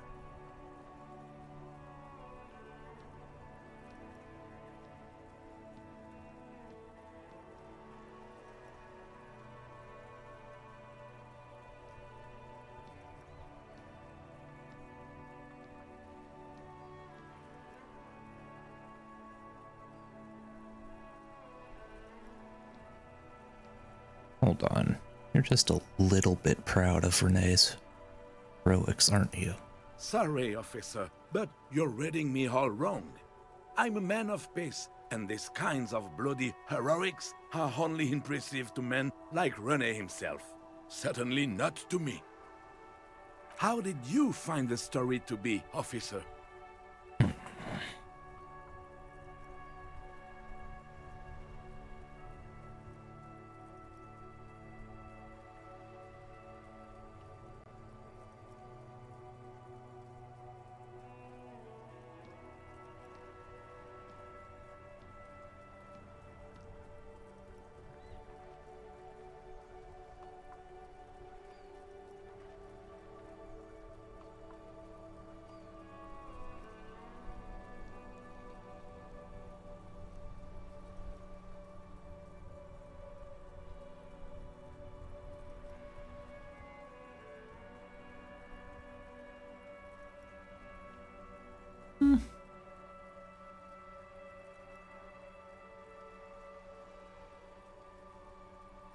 You know what? Yeah. It's impressive. Maybe, but also bear in mind, officer. They don't hand this out for anyone with a service record. Oh no, you have to get shot repeatedly. And you need to get your hands bloody too. Really, really bloody. Do not speak of what you know nothing about, Poltroon. Duty is something you will never understand.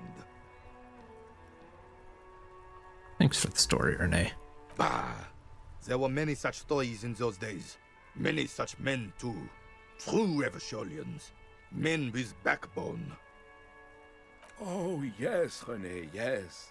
Men were bigger, girls were prettier, and everyone wore the fascia. Lord, please bring those days back, if you can.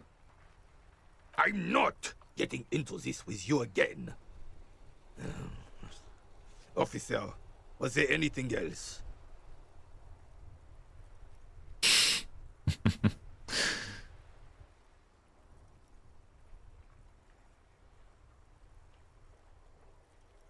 What's happening?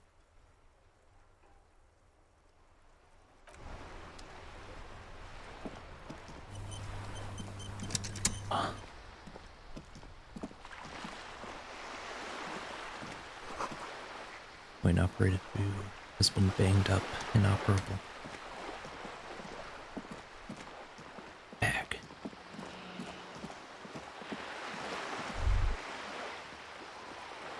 Distant squall of seabirds. Sweet. Kicked out of every joint in Rivershaw.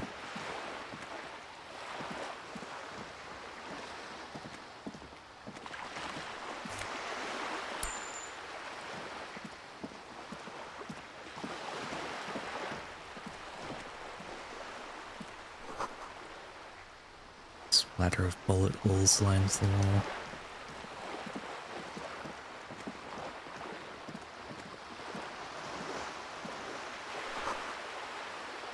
Reed's broken window. Tibbs has windows. This coin-operated viewer is facing southwest. Its coin slot is full of fossilized bubblegum, rendering the machine permanently inaccessible. Poor little viewer. The metal feels cold and wet under your palm. It looks unhygienic. Probably some kids. A simple but clever solution to ruin in a coin-operated viewer. It took ingenuity. A thick layer of graffito covers the lenses. You spell out the word Onuk written on the other side, with N and C scribbled backwards. Under the graffito, a sea of blues and greys appear. Behind the water lies a coast studded with concrete and reeds. On it, a church on stilts, lanky weather-worn wooden planks, an X-shaped cross topping its tower. Around the large wooden building you see chunks of sea ice gathered on the beach, and a small tent set up on the ice.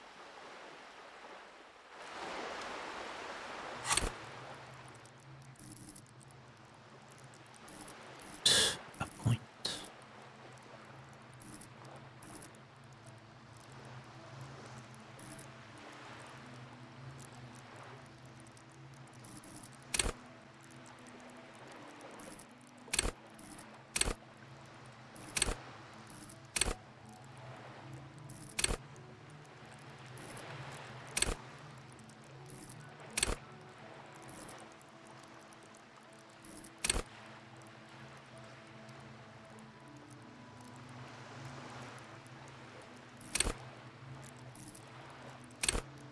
Maybe some more hand-eye coordination.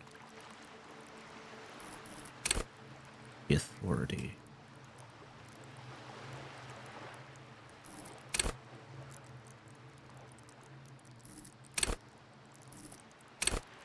Hand-eye.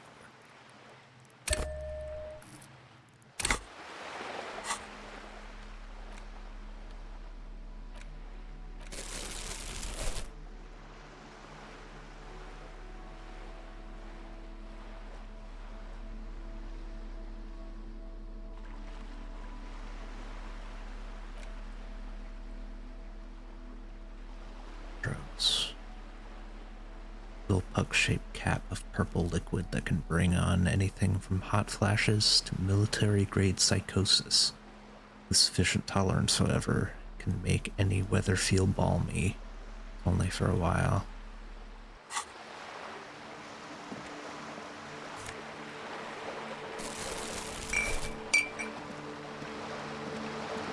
This coin-operated viewer is facing south.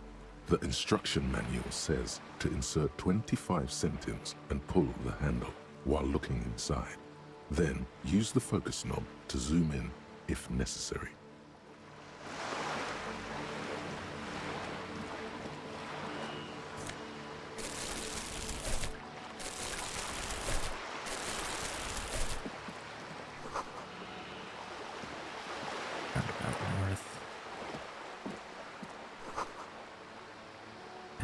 Capeside Apartments, Martin Spear.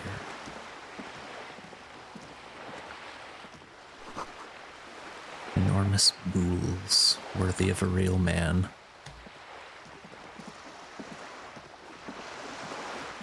Some big bools.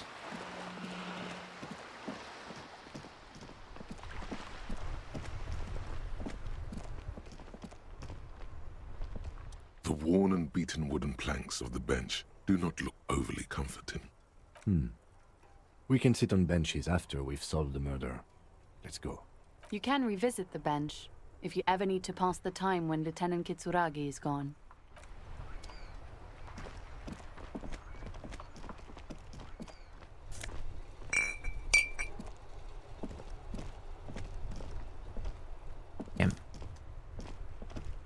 Trying to pick up bottles here.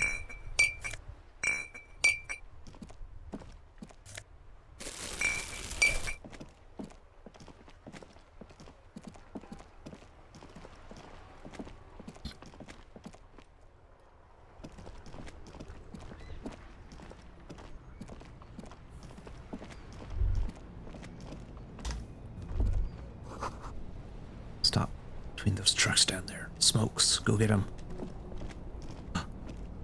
So there are.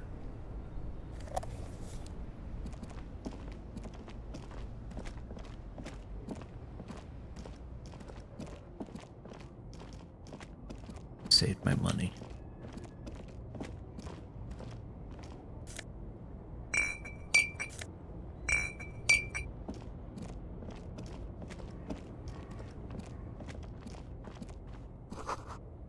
It's full of snow. No one lives here anymore.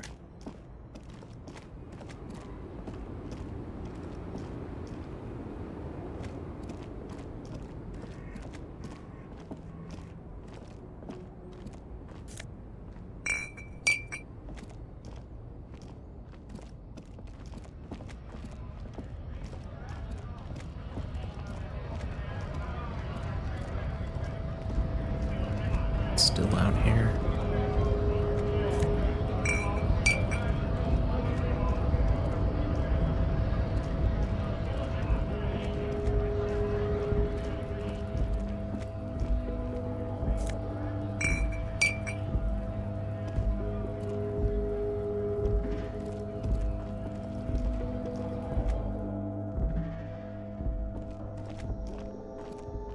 The tear machine stands in the corner.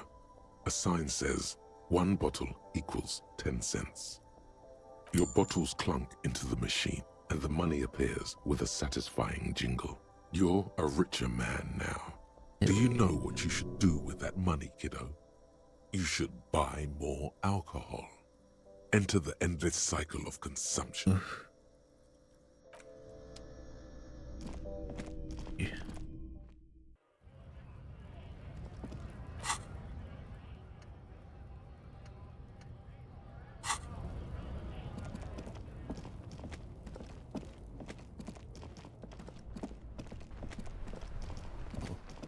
Just need 50 more.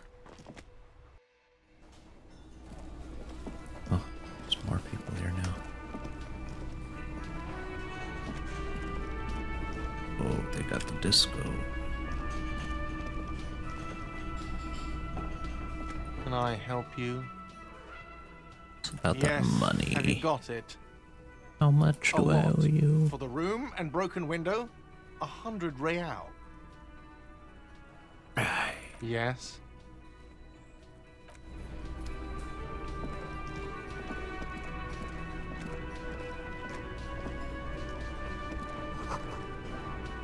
Bushes are drying, the smell of chemicals of pine trees. Aroma of spices, alcohol, and tomato hangs in the air. A thin man is smoking below an exhaust hood, occasionally sipping from his mug. This must be the Whirling's cook. As you step in, he nods toward the table and says something in a completely foreign language. The only words you can make out are Garancy and Quebec. It must be his name. Garancy. Garancy Quebec.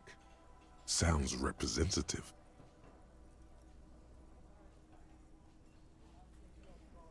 Ah, Garasi. I have some questions to ask. The man puts his cup down and replies something, his left hand drawing arcs in the air. Got some impressive pots there. He smiles and bangs his ladle against each of his pots in turn. I don't think I need to say anything else. Stay masculine. You see a heavy steel door with a prominent dimple lock. It's painted blue. Touch the door. The cobalt blue surface feels rough to touch.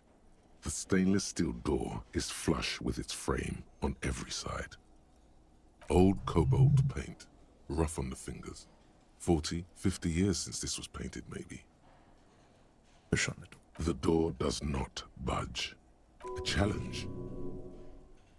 Push on the door hard. The steel doesn't even tremble. Put your weight into it. Now you're hanging from the handle. The door remains immobile. Okay, it was a challenge, and you failed. What now, loser? Where does this door lead? You do? It's a door in the back of the kitchen. Why do you care where it leads? I am drawn to its cobalt blue. It is quite pretty. I suppose we could look into it as a side investigation.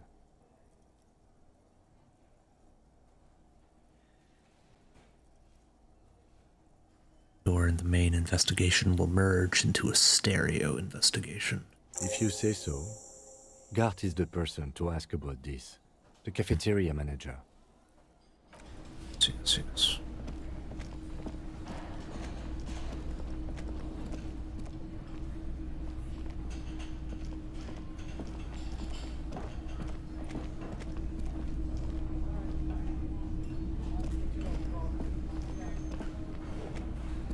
Art. Can I help you? Another thing. Great. I love Mysterious. Blue steel door in the back of the kitchen. Oh, yes, that door, sure. There's nothing mysterious about it. It's just a door. Know what's behind it? Do you have... No, I don't have a key. I don't know how to get there. And I don't care either. It's not like I've been wondering about it for 10 years. It's just a frit warehouse, probably. Or some boring storage space with a bunch of old junk and dust. Junk and dust. His finger across the counter to check for dirt. He's attempting to maintain an air of indifference. It's absolutely not convincing. I think you'd like to know what's back there. Fine, okay, a little. But my job doesn't leave me time for wondering about one locked door in one of the cafeterias I manage. So, I haven't opened it. I have cleaned the whole place 100 times over, though, after the animals. And I haven't found a key, so good luck with that. Yes?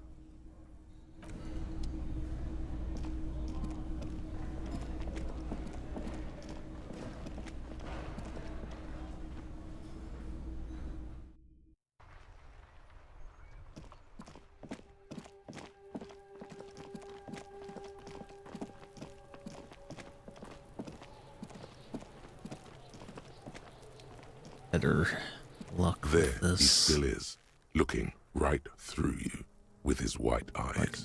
The body below is entirely dedicated to that corpse smell.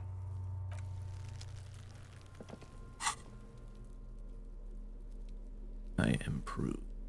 Okay.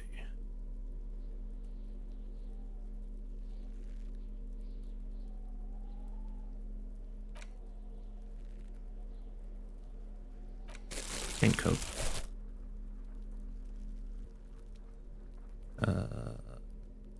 It's on because now let's try.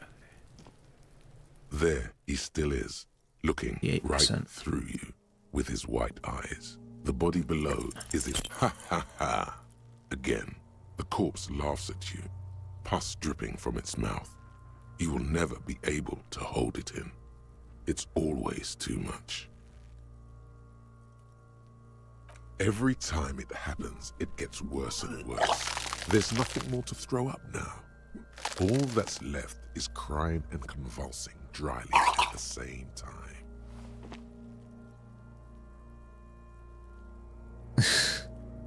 I failed again. The lieutenant is clearly at a loss. What do I do now? Officer, you just need to be stronger. Learn to keep it in long enough for us to work. There's nothing else to do. You can open this white check again by going to your character sheet and spending a skill point to upgrade your endurance. Gain new skill points by exploring and completing side tasks. RNG is just fucking me at this point. But this... There are several footprints in the mud, left by work boots. Anywhere from 6 to 12 pairs have walked here.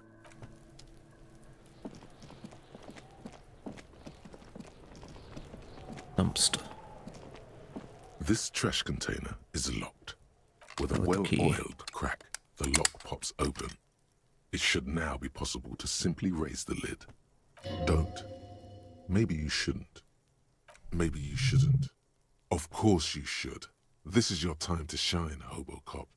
Dive into that dumpster for extra content. What's this? Just the feeling. A warning from some part of you. Open. The smell of rotten food rises to greet you. You see soggy cartons, dirty rags, and organic waste. We're just in time. This hasn't been emptied for over a week.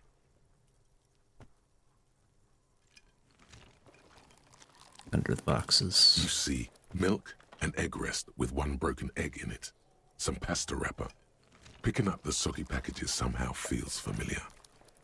You've done this before. The movements are recorded in your elbows, the methodology in your fingers. You're used to this. Used to what? Dumpster diving? No, searching for evidence in the trash. Good practice for dumpster diving. Dive further. A box falls into pieces in your hands. Batiste Solace cereal. There are plastic pasta packages below, and turbo noodles. Nothing of note, however. Go for some turbo noodles. Among the threadbare kitchen towels, something catches your eye. A pair of denim trousers. Sure.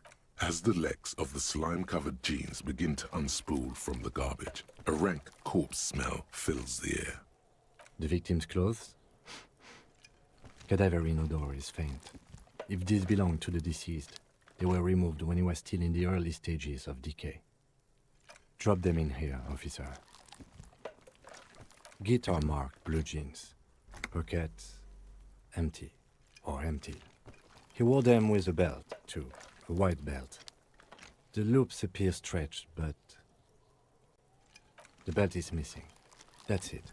Do you see anything else in there? I have another bag here. Something slimy catches your eye. A drab, long-sleeved shirt, olive-colored, appears from the food waste, dripping with pus. Agate. This is a military-type overgarment. No label or serial number. This is the kind of rib-knit shirt that's worn over light armor to conceal it in an urban scenario. Anything more? The rest of the rags are just kitchen variety waste. Just garbage. That's all I think. All right. We should go to Gart again and ask if he knows who put the clothes in the trash.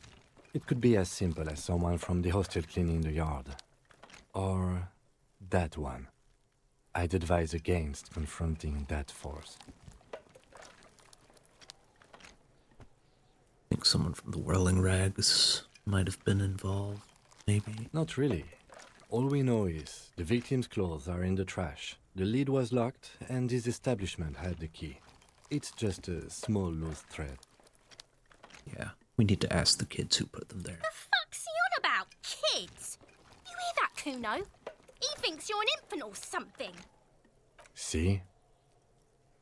Yeah. The lieutenant nods, then looks back into the trash container. It's food It's waste. just organic waste, cold and slimy on your hands. Apple and potato peels mostly. Unidentified sludge, and the occasional chicken bone thrown in for good measure. But hey, what's this? What? A blue piece of plastic sticks out from the apple peels. It's shiny. Looks like the corner of something. Pick it out. Something larger. A clipboard. A blue plastic clipboard with moist papers hanging from it. They look badly damaged, but you can still make out forms and notes, written in a man's handwriting. Newspaper work? Officer, is that your paperwork? I don't know what this is. It is. Look, the plastic has the RCM street grid on it. You've even got an autopsy form in there. Miserable-looking slip of paper sticks to the board. If you don't mind my asking, how could you have let your paperwork end up in the trash?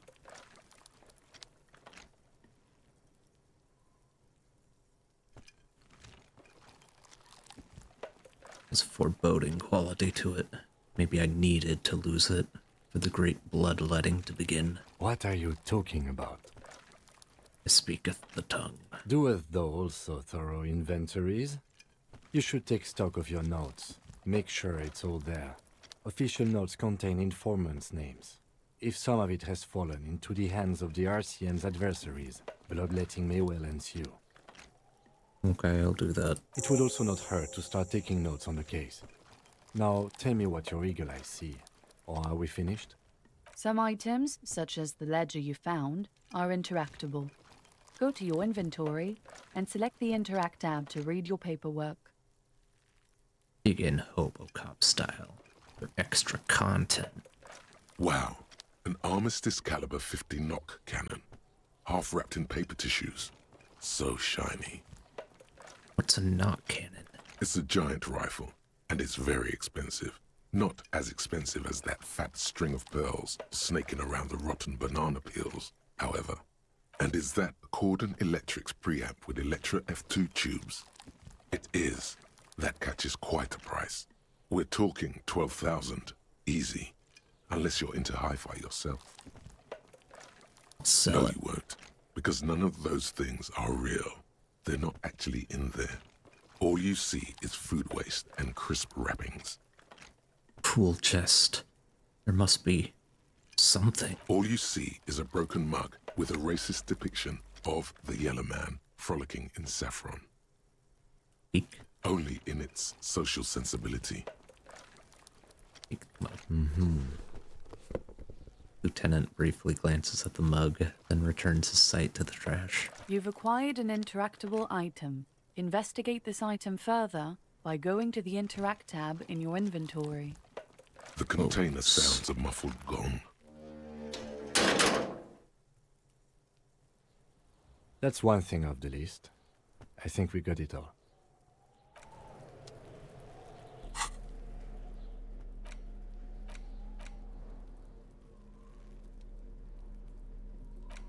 Ledger.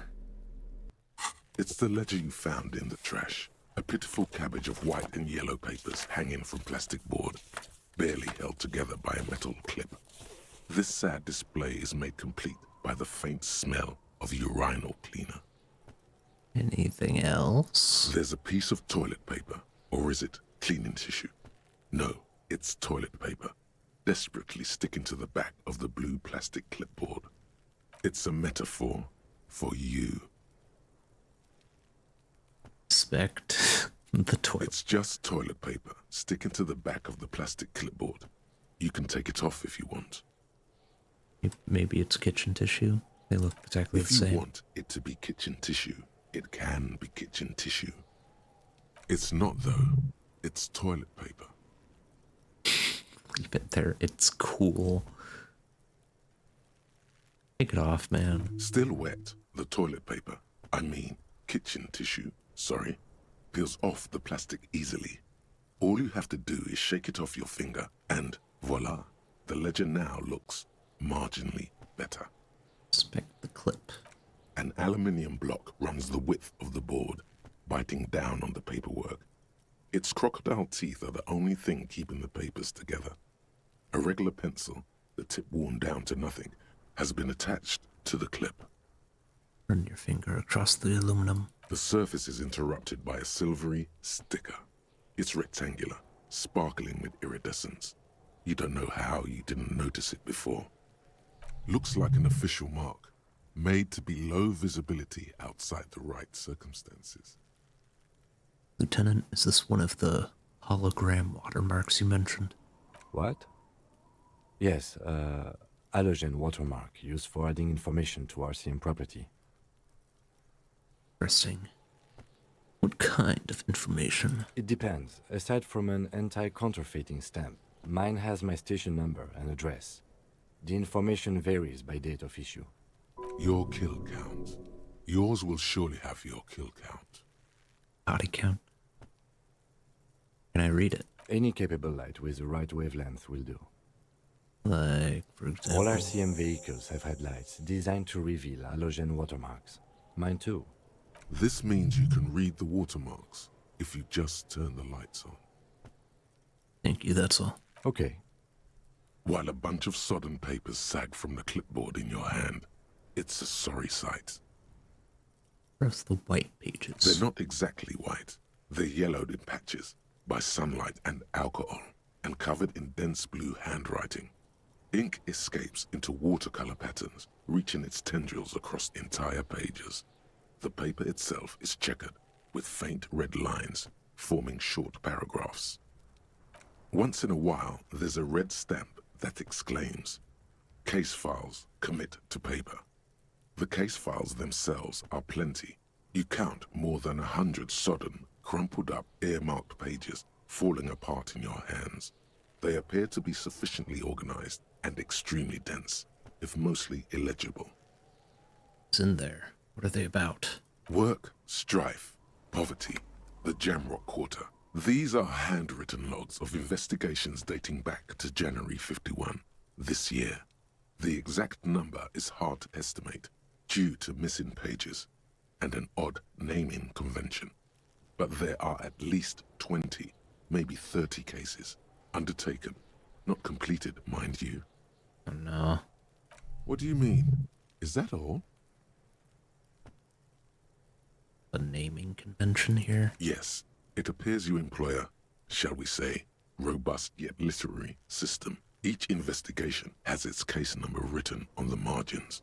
Yet, still more tellingly, most are accompanied by a name. Aye, they're written in capital letters too. Yes, all caps. One is called The Next World Mural. Another, The Square Bullet Hole Murders. Another yet, The Unsolvable Case. More? Others appear more light-hearted. The guys on a couch in an unexpected location, and the murder at the Ukar parlor. Even the rare article-free collapsing tenement. Murder features prominently throughout. You like this grimy murdering, don't you? It's going to take an effort to piece these case files together, but it can be done. Once you're done inspecting them up close. That's it? The notebook is annual. It says 51 on what remains of its cover. A molten strap of cardboard. Everything prior to this must have belonged to a previous volume. In short, there was more. Judging by the creases on your forehead and the lines on your cheeks, too much more. Going back years, decades even. My cases appear to employ some kind of naming convention. You mean the alphanumeric? Officer, precinct, time of arrival at the scene? No, I mean a non-numeric one, with titles. Oh, you mean the titular? Yes, well, so do I. In our defense, almost everyone in the RCM does. Why is that? It's a holdover from the early days of the RCM, right after the revolution, when the organization had little idea how to do things. It persists in an unofficial capacity. Officers use these titles to refer to their work among themselves. Seem to have a case named a case the Square Bullet Hole Murders. Again, in your defense, I seem to have named one the man with the hole in his head. That was a real person. His death was real. Still, I named it that, to amuse myself. That's a good one. I pray his loved ones never find out. What happened to him? Rail spiked through the head. He died. It was a workplace accident. Count the pages. You have to open an official case. Is there room? There is, for precisely one more. 15 pages near the end remain untouched by the damage.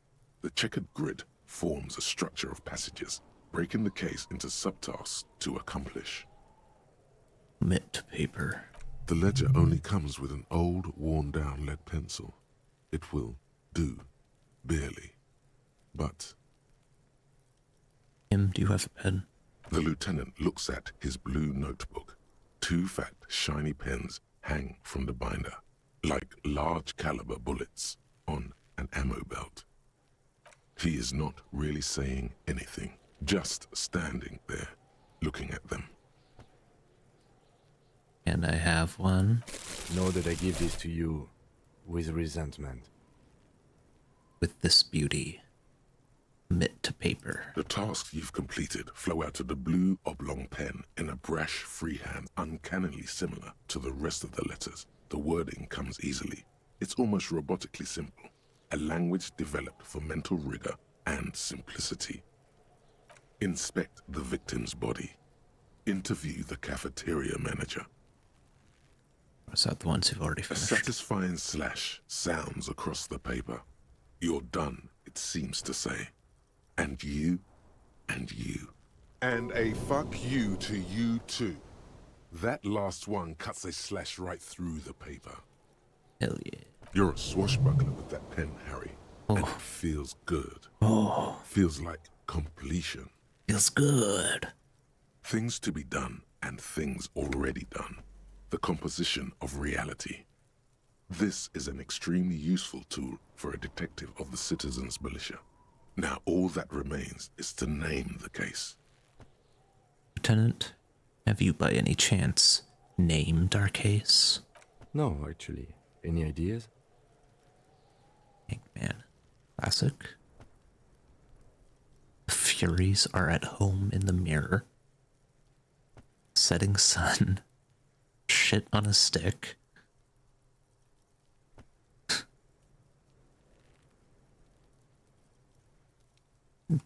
The Hanged Man.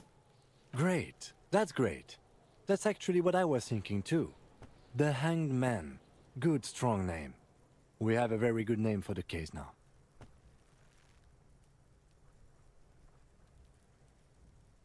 Major Arcana are always solid choices. I'm going to start calling it the Hanged Man. It's good we sorted this out.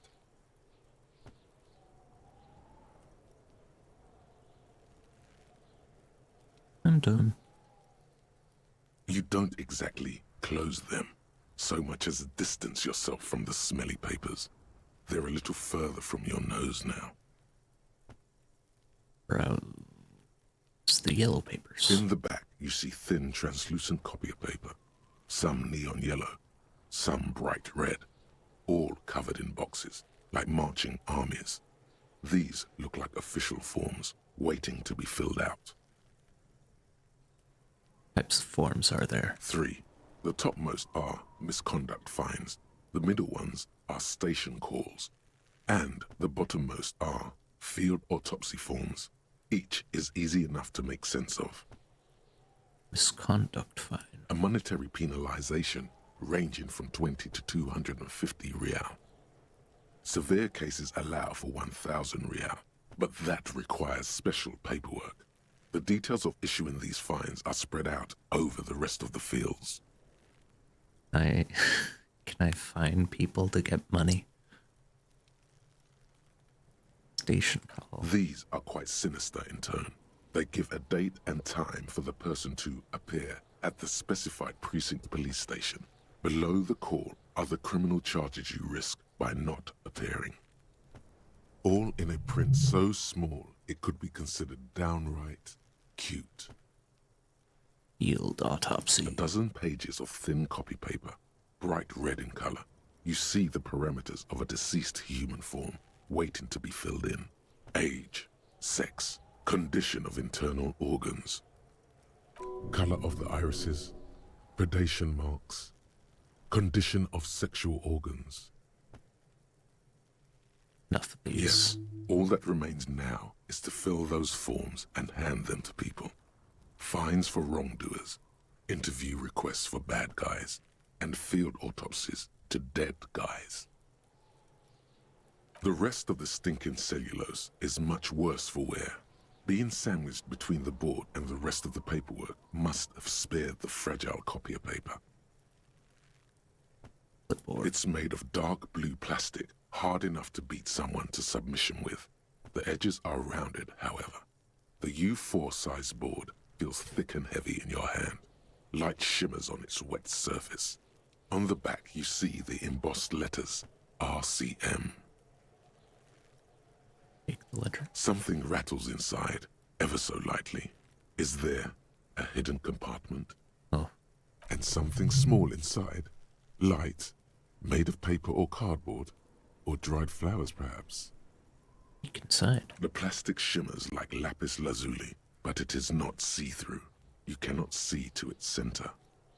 There's pain in there, if you want some. That much you know. Oh boy.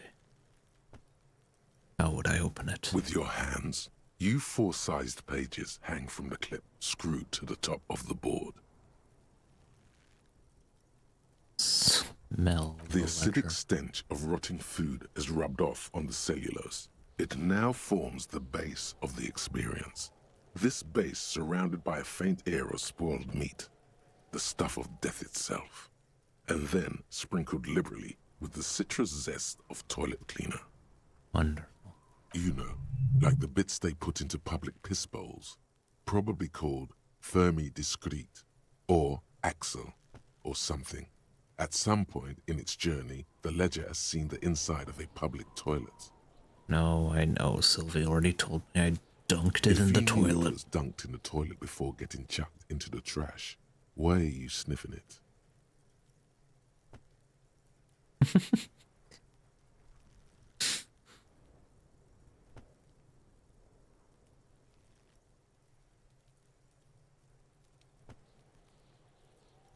The option to sniff it was there, So you wanted to get in on the trash toilet stink collab.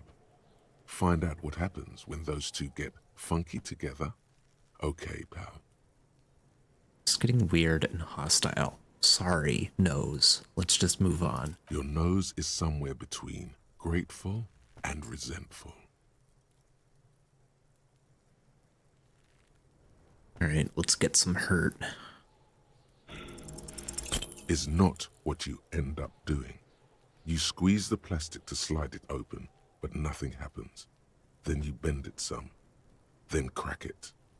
The goddamn thing is stuck. A hot flash of rage comes over you. For a moment there, before it recedes, you feel as though you might just squeeze a tear of anger out of your duct. Makes you wonder, why? The ledger quivers in your hand. As it shakes, the pages rustle. This pathetic mess suddenly afraid of you for some reason.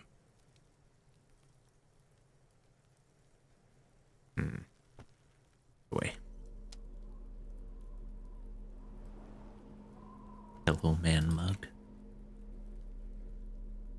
An eared mug has somehow made its way into the whirling rags dumpster. Ah, I see.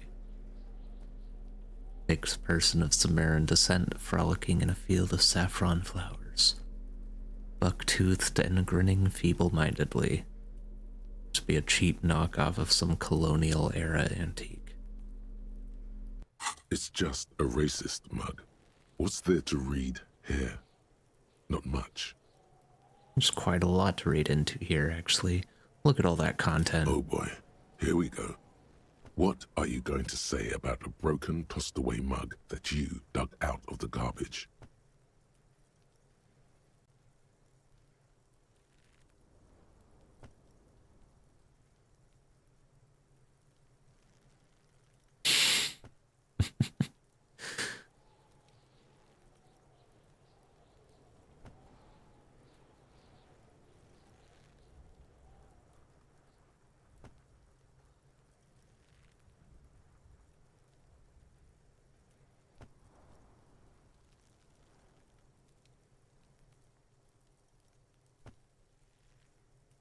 This mug is an example of prejudice.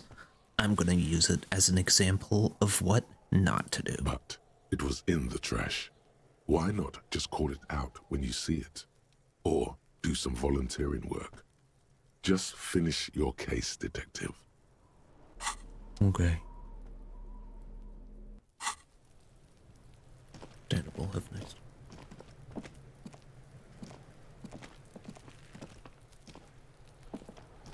There he still is, looking right through you with his white eyes. The body below is entirely dedicated to that corpse smell. Emitting it is all it does now.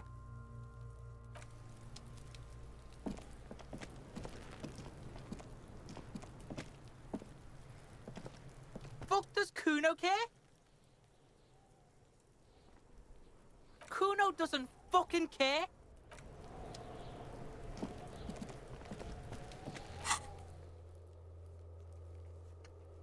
Oh boy.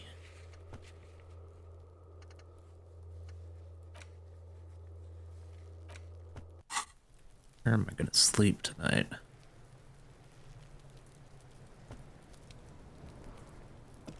Yes?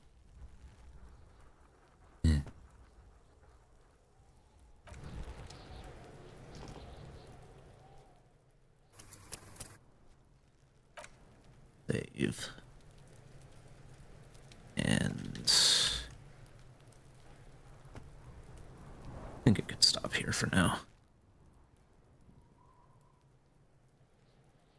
Thoughts.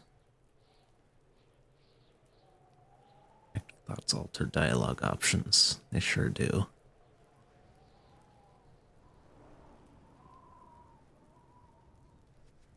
I need to get like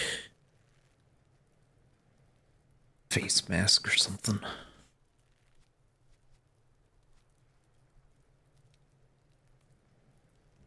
Just put even more points into endurance.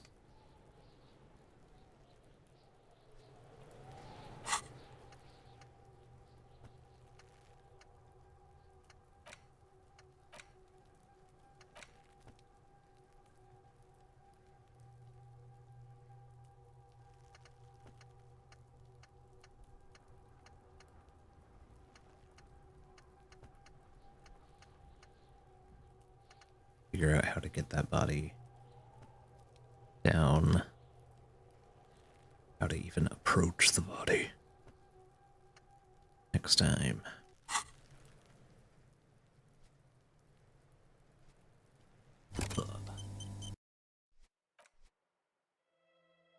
Bye-bye for now.